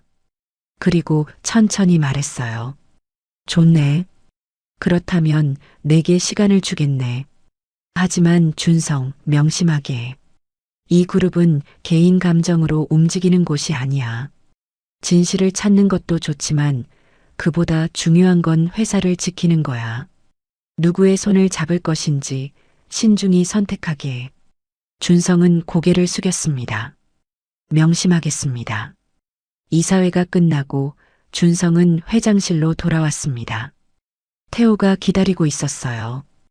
회장님, 어떻게 되셨습니까? 시간을 벌었네. 하지만 얼마 없어. 이제 직접 움직여야 해. 준성은 책상에 앉아 결심했습니다. 더 이상 기다릴 수 없었어요. 세아를 직접 만나야 했습니다. 진실을 확인하고 사과하고 그리고 함께 싸워야 했어요. 태호 차장? 네. 주소를 알려줘. 오늘 윤세아를 직접 만나겠어. 태호는 잠시 망설이더니 종이 한 장을 준성에게 건넸습니다. 거기에는 반지하 집 주소가 적혀 있었어요. 준성은 그 종이를 꽉 쥐었습니다. 오늘 밤 모든 것이 시작될 겁니다. 밤 9시 윤세아는 다운을 재우고 거실로 나왔습니다. 법률구조공단 상담을 다녀온 뒤 마음은 조금 가벼워졌지만 여전히 불안했어요. 정민우 변호사가 증거를 모으겠다고 했지만 그게 얼마나 걸릴지 그리고 정말 가능한 일인지 확신할 수 없었습니다. 세아는 창문 커튼을 열고 밖을 내다봤어요. 좁은 반지하 창문 너머로는 지나가는 사람들의 발목만 보였습니다. 쓰레기를 버려야 했습니다. 세아는 작은 봉투를 들고 현관을 나섰어요. 계단을 올라가는 동안 차가운 밤 공기가 얼굴을 스쳤습니다. 가로등 불빛이 골목을 희미하게 비추고 있었어요. 세아는 쓰레기통에 봉투를 버리고 돌아서려다가 문득 멈춰 섰습니다. 누군가 서 있었습니다. 가로등 아래 검은 코트를 입은 남자가 젖은 우산을 든 채 서 있었어요. 세아는 심장이 쿵 내려앉는 걸 느꼈습니다. 본능적으로 한 걸음 뒤로 물러섰죠. 하지만 그 남자가 고개를 들자 세아는 숨이 멎었습니다. 이준성이었습니다. 세아의 눈이 커졌습니다. 준성이 여기에? 어떻게? 왜? 세아의 머릿속이 하얗게 변했어요. 준성은 천천히 세아를 향해 걸어왔습니다. 그의 뒤로 조금 떨어진 곳에 두 사람이 더 서 있는 게 보였습니다. 오태호와 정민우였어요. 하지만 세아는 그들을 알아보지 못했습니다. 오직 준성만 보였어요. 여긴 어떻게 해? 세아의 목소리가 떨렸습니다. 준성은 몇 걸음 앞에서 멈춰 섰어요. 젖은 정장 차림이었고 머리카락에는 빗방울이 맺혀 있었습니다. 그는 세아를 똑바로 바라보며 낮은 목소리로 말했습니다. 당신이 숨어 있는 곳을 너무 늦게 알았습니다. 세아는 본능적으로 한 걸음 더 물러섰습니다. 가슴이 미친 듯이 뛰었어요. 공포와 혼란 그리고 이상하게도 안도감이 동시에 밀려왔습니다. 준성이 여기 있다는 것, 자신을 찾아왔다는 것, 그게 무엇을 의미하는 걸까요? 저기요, 지금은 안 돼요. 다온이가 자고 있어서. 세아가 말을 더듬자 준성은 조심스럽게 한 손을 들어 태블릿을 꺼냈습니다. 검은 케이스에 담긴 태블릿. 준성은 그것을 세아에게 내밀었어요. 보셨으면 합니다. 제발. 준성의 목소리에는 간절함이 묻어 있었습니다. 세아는 떨리는 손으로 태블릿을 받았어요. 화면을 켜자 여러 파일들이 보였습니다. 세아는 첫 번째 파일을 클릭했어요. 반지 디자인 스케치. 화면 속에는 특이한 선과 각도로 그려진 반지 디자인이 있었습니다. 세아는 그것을 보는 순간 손이 떨렸어요. 이 디자인을 알고 있었습니다. 지금 집안에서 자고 있는 다온의 목에 걸린 펜던트와 똑같은 선들이었죠. 다음 파일을 열었습니다. 위조 계약서 스캔본. 세아는 그것을 보는 순간 숨이 막혔습니다. 3년 전 서율이 자신에게 내밀었던 그 서류. 혼전 계약서와 파혼 합의서. 세아는 손으로 입을 막았어요. 준성이 조용히 말했습니다. 계속 보세요. 세아는 다음 파일을 열었습니다. 사고 지시 메모. 서율의 필체로 쓰인 날짜와 시간, 그리고 버스 사고 처리 완료라는 글씨. 세아는 화면을 보며 온몸이 얼어붙었어요. 이건 증거였습니다. 자신이 당한 사고가 우연이 아니었다는, 계획된 것이었다는 명백한 증거. 마지막 파일. 로비 CCTV 영상. 화면 속에서 자신이 다온을 안고 계단을 내려가는 모습이 보였습니다. 그리고 서율이 냉소를 띤 표정으로 서 있는 모습. 세아는 그 장면을 보며 3년 동안 느꼈던 공포가 다시 밀려오는 걸 느꼈어요. 태블릿을 든 세아의 손이 심하게 떨렸습니다. 준성은 한 걸음 더 가까이 다가왔어요.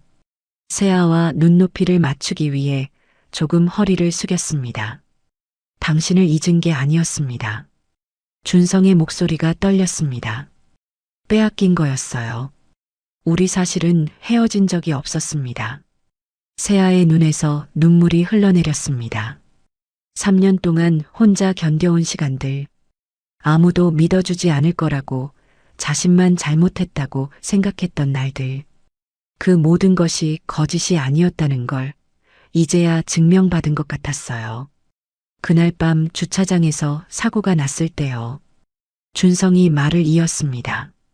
눈을 감기 직전에 저는 당신 이름을 불렀습니다. 세아, 윤세아. 제 기억 속 마지막 순간에 있던 사람은 당신이었어요.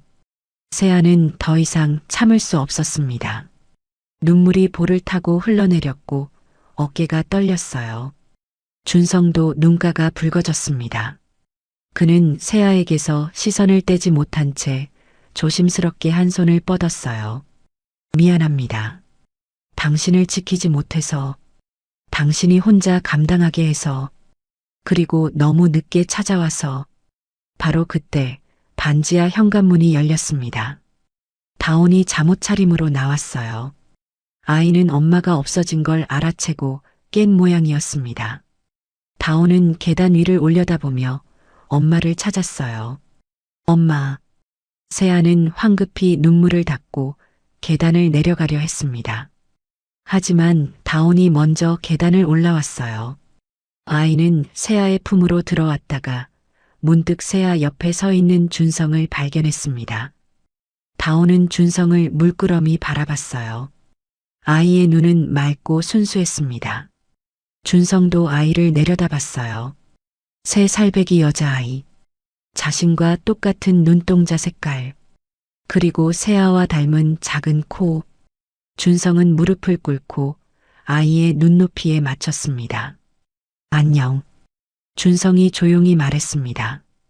다온은 대답하지 않았지만 준성을 계속 바라봤어요. 그러다 문득 아이가 자신의 목에 걸린 펜던트를 만지작거렸습니다. 그리고 천천히 목걸이를 풀어 준성에게 내밀었어요. 준성은 놀라서 아이를 바라봤습니다. 다온이 작은 손으로 펜던트를 준성의 손바닥에 올려놓았어요. 준성은 그것을 받아들고 자세히 들여다봤습니다. 펜던트 뒷면에는 흐릿하게 이니셜이 새겨져 있었어요. JS? 준성의 이니셜이었습니다. 준성은 펜던트를 손에 쥐고 다온을 다시 바라봤습니다. 아이는 여전히 그를 물끄러미 보고 있었어요. 준성은 떨리는 목소리로 물었습니다. 이름이 뭐니? 세아가 대신 대답했습니다. 다온이에요. 이다온. 다온이구나. 준성은 아이의 이름을 천천히 되뇌었습니다. 그리고 아이의 작은 손을 양손으로 감싸 쥐었어요. 다온의 손은 너무나 작고 따뜻했습니다. 준성은 그 온기를 느끼며 가슴 깊은 곳에서 무언가가 터져 나오는 걸 느꼈어요. 이 아이가 자신의 딸이라는 것, 세아가 혼자 낳고 혼자 키워온 아이라는 것, 그리고 자신은 3년 동안 아무것도 몰랐다는 것. 준성은 눈물이 났지만 참지 않았습니다. 그냥 흘러내리도록 두었어요. 세아는 그 모습을 보며 가슴이 무너지는 것 같았습니다. 3년 동안 혼자 감당했던 무게, 아이의 아빠를 알려줄 수 없었던 죄책감, 그리고 언젠가는 진실을 말해야 한다는 두려움. 그 모든 것이 지금 이 순간 풀려나가고 있었어요. 준성은 천천히 고개를 들어 세아를 바라봤습니다. 그리고 아이를 안아 올렸어요. 다온은 놀라지 않았습니다. 오히려 자연스럽게 준성의 목에 작은 팔을 둘렀죠. 준성은 아이를 안은 채 세아에게 다가갔습니다. 이 아이를 혼자 키웠습니까? 세아는 고개를 끄덕였습니다. 준성은 눈을 감았어요. 그리고 다시 눈을 떴을 때 그의 눈빛은 확고했습니다. 이제 혼자가 아닙니다. 세아는 그 말을 듣고 처음으로 숨을 제대로 쉴 수 있었습니다. 3년 동안 참아왔던 숨. 준성은 다온을 안은 채 한 손을 뻗어 세아의 손을 잡았어요. 세아의 손은 차갑게 식어 있었지만 준성의 손은 따뜻했습니다. 가로등 불빛 아래 세 사람의 그림자가 천천히 한 줄로 포개졌습니다. 아버지와 어머니 그리고 아이. 떨어져 있었던 세 사람이 이제 하나의 선으로 이어지고 있었어요. 뒤쪽에서 지켜보던 태호와 민우는 조용히 물러섰습니다. 이건 세 사람만의 시간이었으니까요. 태호는 민우를 향해 작게 고개를 끄덕였고 민우도 무언의 동의를 표했어요. 두 사람은 골목 입구로 향하며 뒤를 돌아보지 않았습니다. 세아는 준성이 다온을 안고 있는 모습을 바라보며 이상한 감정을 느꼈습니다.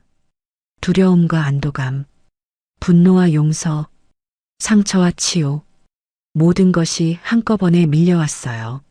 하지만 그 중에서 가장 강한 감정은 이제 더 이상 혼자가 아니라는 사실이었습니다.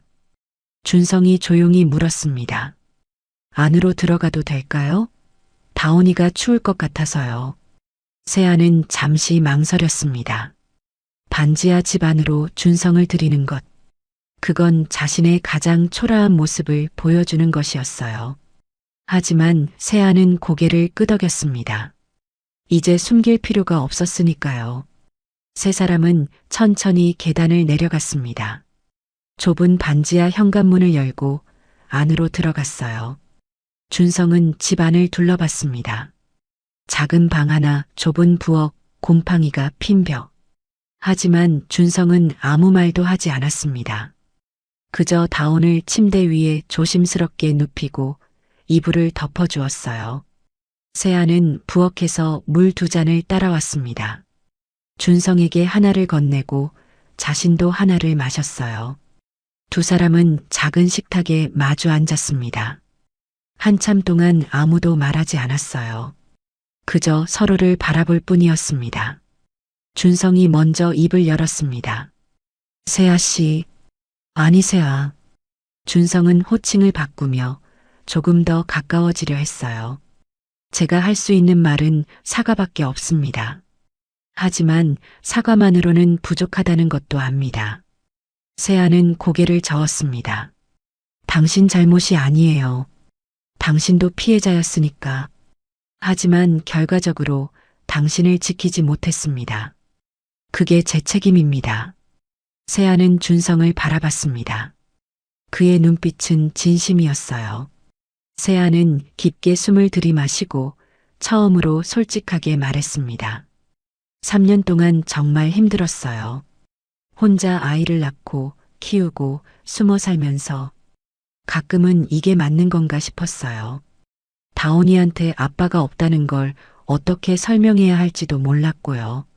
준성은 세아의 손을 꽉 잡았습니다. 이제 설명하지 않아도 됩니다. 제가 여기 있으니까요. 세아는 눈물이 또 날 것 같았지만 이번엔 참았습니다. 대신 작게 웃으며 말했어요. 하지만 아직 두려워요. 서율이 다시 나타날까봐. 그리고 당신도 다시 기억을 잃을까봐. 준성은 고개를 저었습니다. 다시는 잃지 않겠습니다. 당신도, 다온이도, 그리고 이 기억도.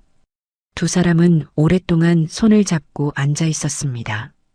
창밖으로는 밤이 깊어지고 거리는 점점 고요해졌어요. 하지만 반지하 집안은 오랜만에 따뜻했습니다. 세 사람의 숨소리가 조용히 공간을 채워갔으니까요. 그날 밤 반지하 집안에서 긴 침묵이 흘렀습니다. 윤세아와 이준성은 작은 식탁에 마주 앉아 각자의 생각에 잠겨 있었어요. 준성은 세아의 손을 잡고 있었고 세아는 그 손을 느끼며 복잡한 감정들과 싸우고 있었습니다. 믿고 싶었어요. 준성을, 그의 말을, 그리고 이 순간을.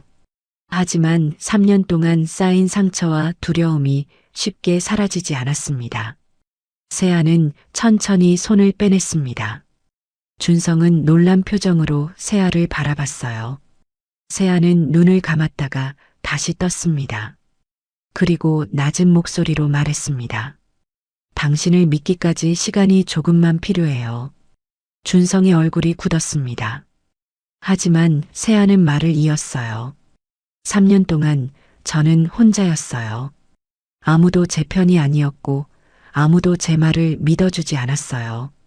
다온이를 낳던 날도, 아이가 처음 걸음마를 했을 때도, 열이 나서 밤새 응급실을 찾았을 때도 전부 혼자였습니다. 세아의 목소리가 떨렸습니다. 그래서 지금도 두려워요.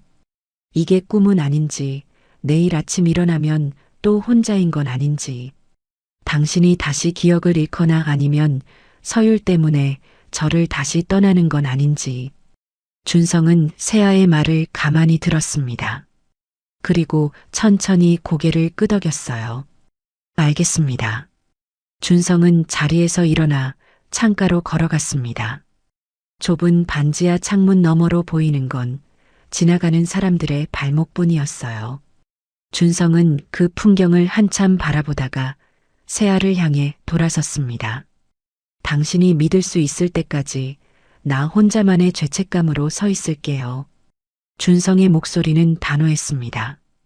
법적 절차도, 서율에 대한 고발도, 다온이에 대한 인정 문제도 전부 당신의 속도에 맞추겠습니다. 제가 할 수 있는 건 증거를 모으고 진실을 밝히고 그리고 기다리는 것뿐입니다. 세아는 준성을 바라봤습니다. 준성의 눈빛은 흔들리지 않았어요. 세아는 그 진심을 느꼈습니다. 그리고 처음으로 조금씩 마음을 열어도 괜찮을 것 같다는 생각이 들었어요. 고마워요. 세아가 작게 말했습니다.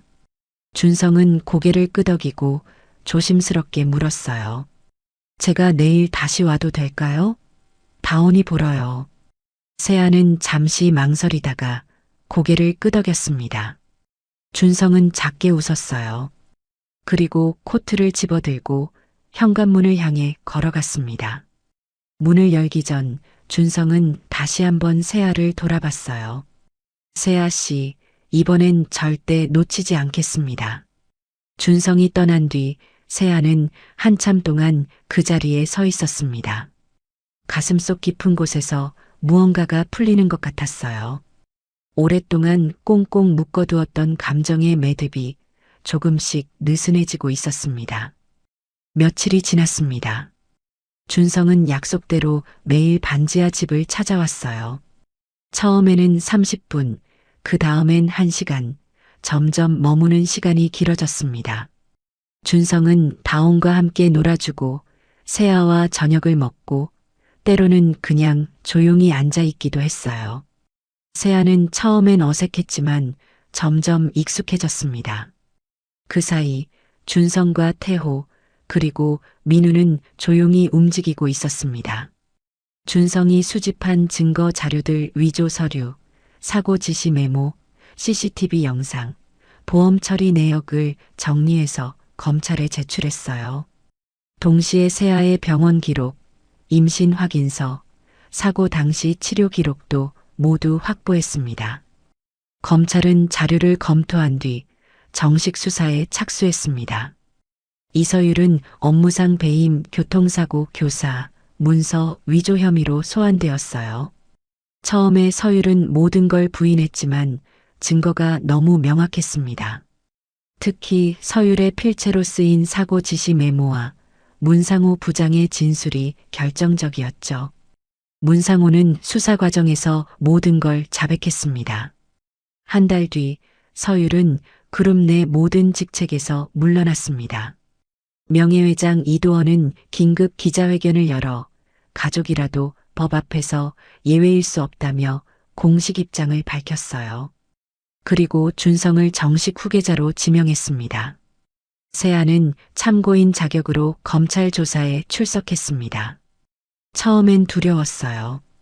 큰 건물, 낯선 사람들, 그리고 다시 떠올려야 하는 과거의 기억들. 하지만 조사실에 들어갔을 때 세아는 더 이상 고개를 숙이지 않았습니다. 의자에 똑바로 앉아 검사의 질문에 또렷하게 대답했어요. 성함이 어떻게 되십니까? 윤세아입니다. 직업은? 세아는 잠시 망설이다가 대답했습니다. 현재는 무직입니다. 하지만 3년 전엔 엘라인 로지스틱스 물류센터에서 안전관리 업무를 담당했습니다. 그리고 지금은? 세아는 다운을 떠올렸습니다. 그리고 자신이 3년 동안 무엇을 해왔는지 생각했어요. 이 아이의 엄마입니다. 검사는 고개를 끄덕이고 다음 질문을 이어갔습니다. 세아는 모든 질문에 성실히 답했어요. 서율의 협박, 위조 서류, 교통사고, 그리고 3년 동안 숨어 살아야 했던 이유까지. 세아는 자신의 이야기를 처음으로 공식적인 자리에서 털어놓았습니다. 조사가 끝나고 세아가 조사실을 나오려는데 검사가 물었습니다. 마지막으로 하고 싶은 말씀 있으십니까? 세아는 잠시 생각하다가 천천히 입을 열었습니다. 저는 이번 일로 한 가지만 증명하고 싶었습니다. 세아는 검사를 똑바로 바라보며 말을 이었어요. 누군가의 삶을 지우는 건 범죄라는 걸 똑똑히 보여주고 싶었다고 말하고 싶습니다. 검사는 고개를 끄덕이며 세아를 배웅했습니다. 세아는 검찰청을 나와 밖에서 기다리고 있던 준성과 민우를 봤어요. 준성이 다가와 물었습니다. 어떻게 됐어요? 잘 끝났어요. 이제 진짜 끝난 것 같아요. 세아는 처음으로 환하게 웃었습니다. 준성도 안도의 한숨을 내쉬며 세아의 어깨를 가볍게 두드렸어요. 시간이 흘렀습니다. 여름이 지나고 가을이 왔어요. 엘라인 로지스틱스는 새로운 변화를 시작했습니다. 준성은 최고 경영자로 취임하며 첫 번째 정책으로 노동자 안전 강화와 싱글맘 복지 프로그램을 발표했어요. 회사 내 어린이 카페테리아를 만들고 육아휴직을 확대하고 계약직 직원들의 정규직 전환을 추진했습니다. 그리고 세아에게 제안했습니다. 정규직 안전복지 담당 매니저로 입사하는 것. 처음에 세아는 망설였어요. 다시 엘라인으로 돌아간다는 것. 그건 과거와 마주하는 일이기도 했으니까요. 하지만 세아는 받아들였습니다. 이번엔 두렵지 않았어요. 자신과 비슷한 처지의 직원들을 돕고 싶었고 더 이상 도망치고 싶지 않았습니다.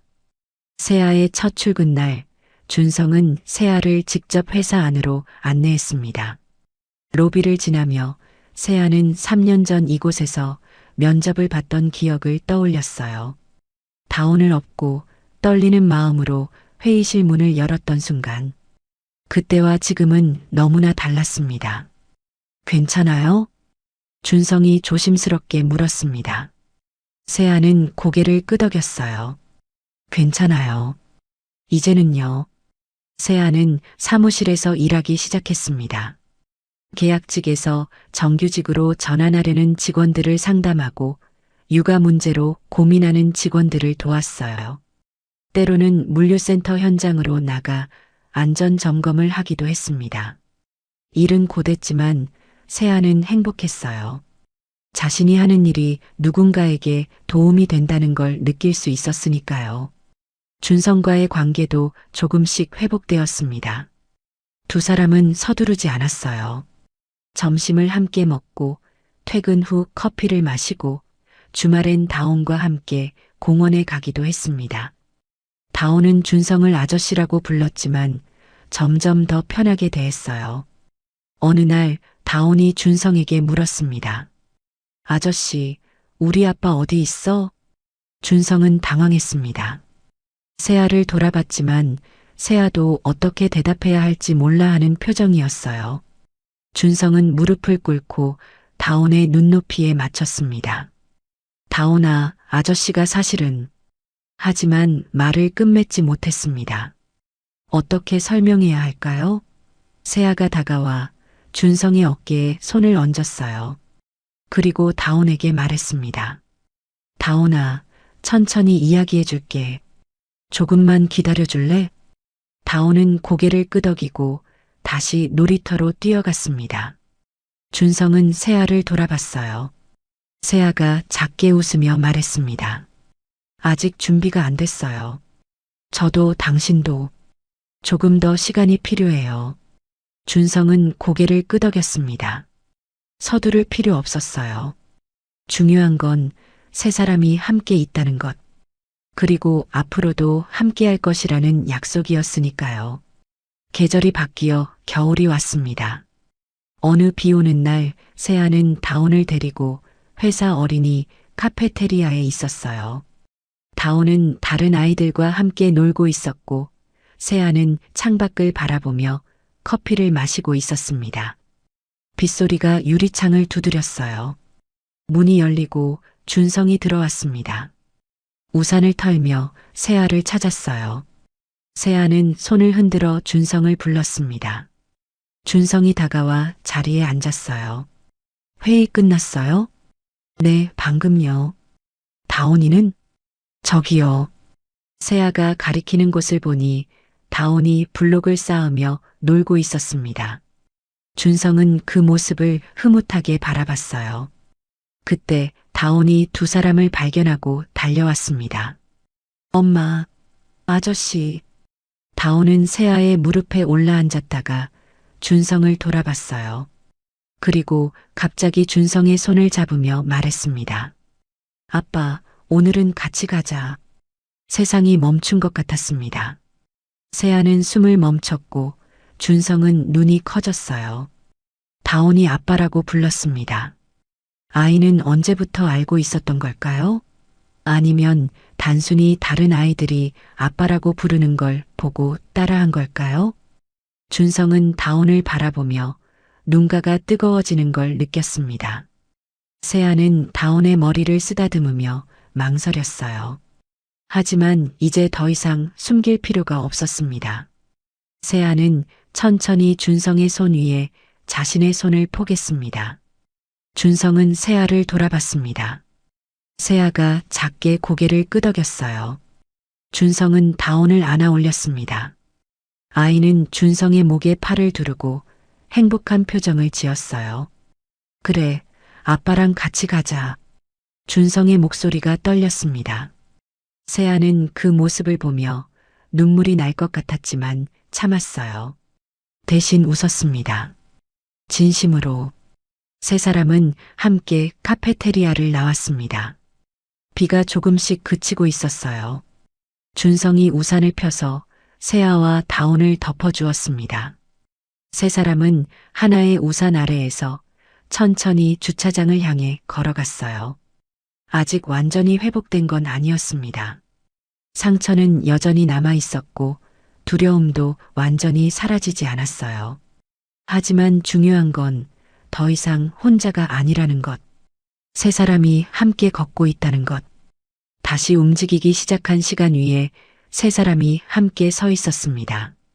과거의 상처를 딛고 현재를 받아들이고 그리고 미래를 향해 천천히 하지만 확실하게 걸어가고 있었어요. 준성은 다온을 아는 채 세아를 돌아봤습니다. 세아도 준성을 바라봤어요. 두 사람은 말없이 미소 지었습니다. 이제 시작이었습니다. 진짜 시작? 비가 완전히 그쳤습니다. 하늘 사이로 햇살이 비쳐 나오기 시작했어요. 세 사람의 그림자가 주차장 바닥에 길게 드리워졌습니다. 아버지, 어머니, 그리고 아이. 떨어져 있었던 세 사람의 시간이 이제 하나의 선으로 이어지고 있었습니다. 세아는 준성의 손을 꽉 잡았습니다. 준성도 세아의 손을 꽉 잡았어요. 다온은 두 사람 사이에서 행복하게 웃고 있었습니다. 이 순간이 영원하지 않을 거라는 걸 두 사람 모두 알고 있었어요. 앞으로도 힘든 순간이 올 것이고 넘어야 할 산도 많을 겁니다. 하지만 이제는 혼자가 아니었습니다. 함께 걸을 사람이 있었고 함께 지킬 아이가 있었어요. 그것만으로 충분했습니다. 세 사람은 차에 올라탔습니다. 준성이 시동을 걸고 세아가 뒤를 돌아보니 다온이 카시트에 앉아 창밖을 바라보고 있었어요. 아이의 얼굴에는 평화가 가득했습니다. 차가 천천히 출발했습니다. 엘라인 로지스틱스 본사 건물이 멀어졌어요. 세아는 창밖을 바라보며 생각했습니다. 이곳에서 모든 게 시작되었고 이곳에서 모든 게 끝났습니다. 그리고 이제 이곳에서 새로운 시작을 맞이하고 있었어요. 준성이 물었습니다. 어디 가고 싶어요? 세아는 잠시 생각하다가 대답했습니다. 집으로 가요. 우리 집. 준성은 고개를 끄덕이고 핸들을 돌렸습니다. 차는 외곽도로를 따라 달렸어요. 창밖으로는 도시의 불빛들이 하나둘 켜지기 시작했습니다. 밤이 오고 있었지만 세 사람에게는 더 이상 어둠이 두렵지 않았습니다. 함께 있었으니까요. 그리고 함께 갈 것이니까요. 천천히 하지만 확실하게.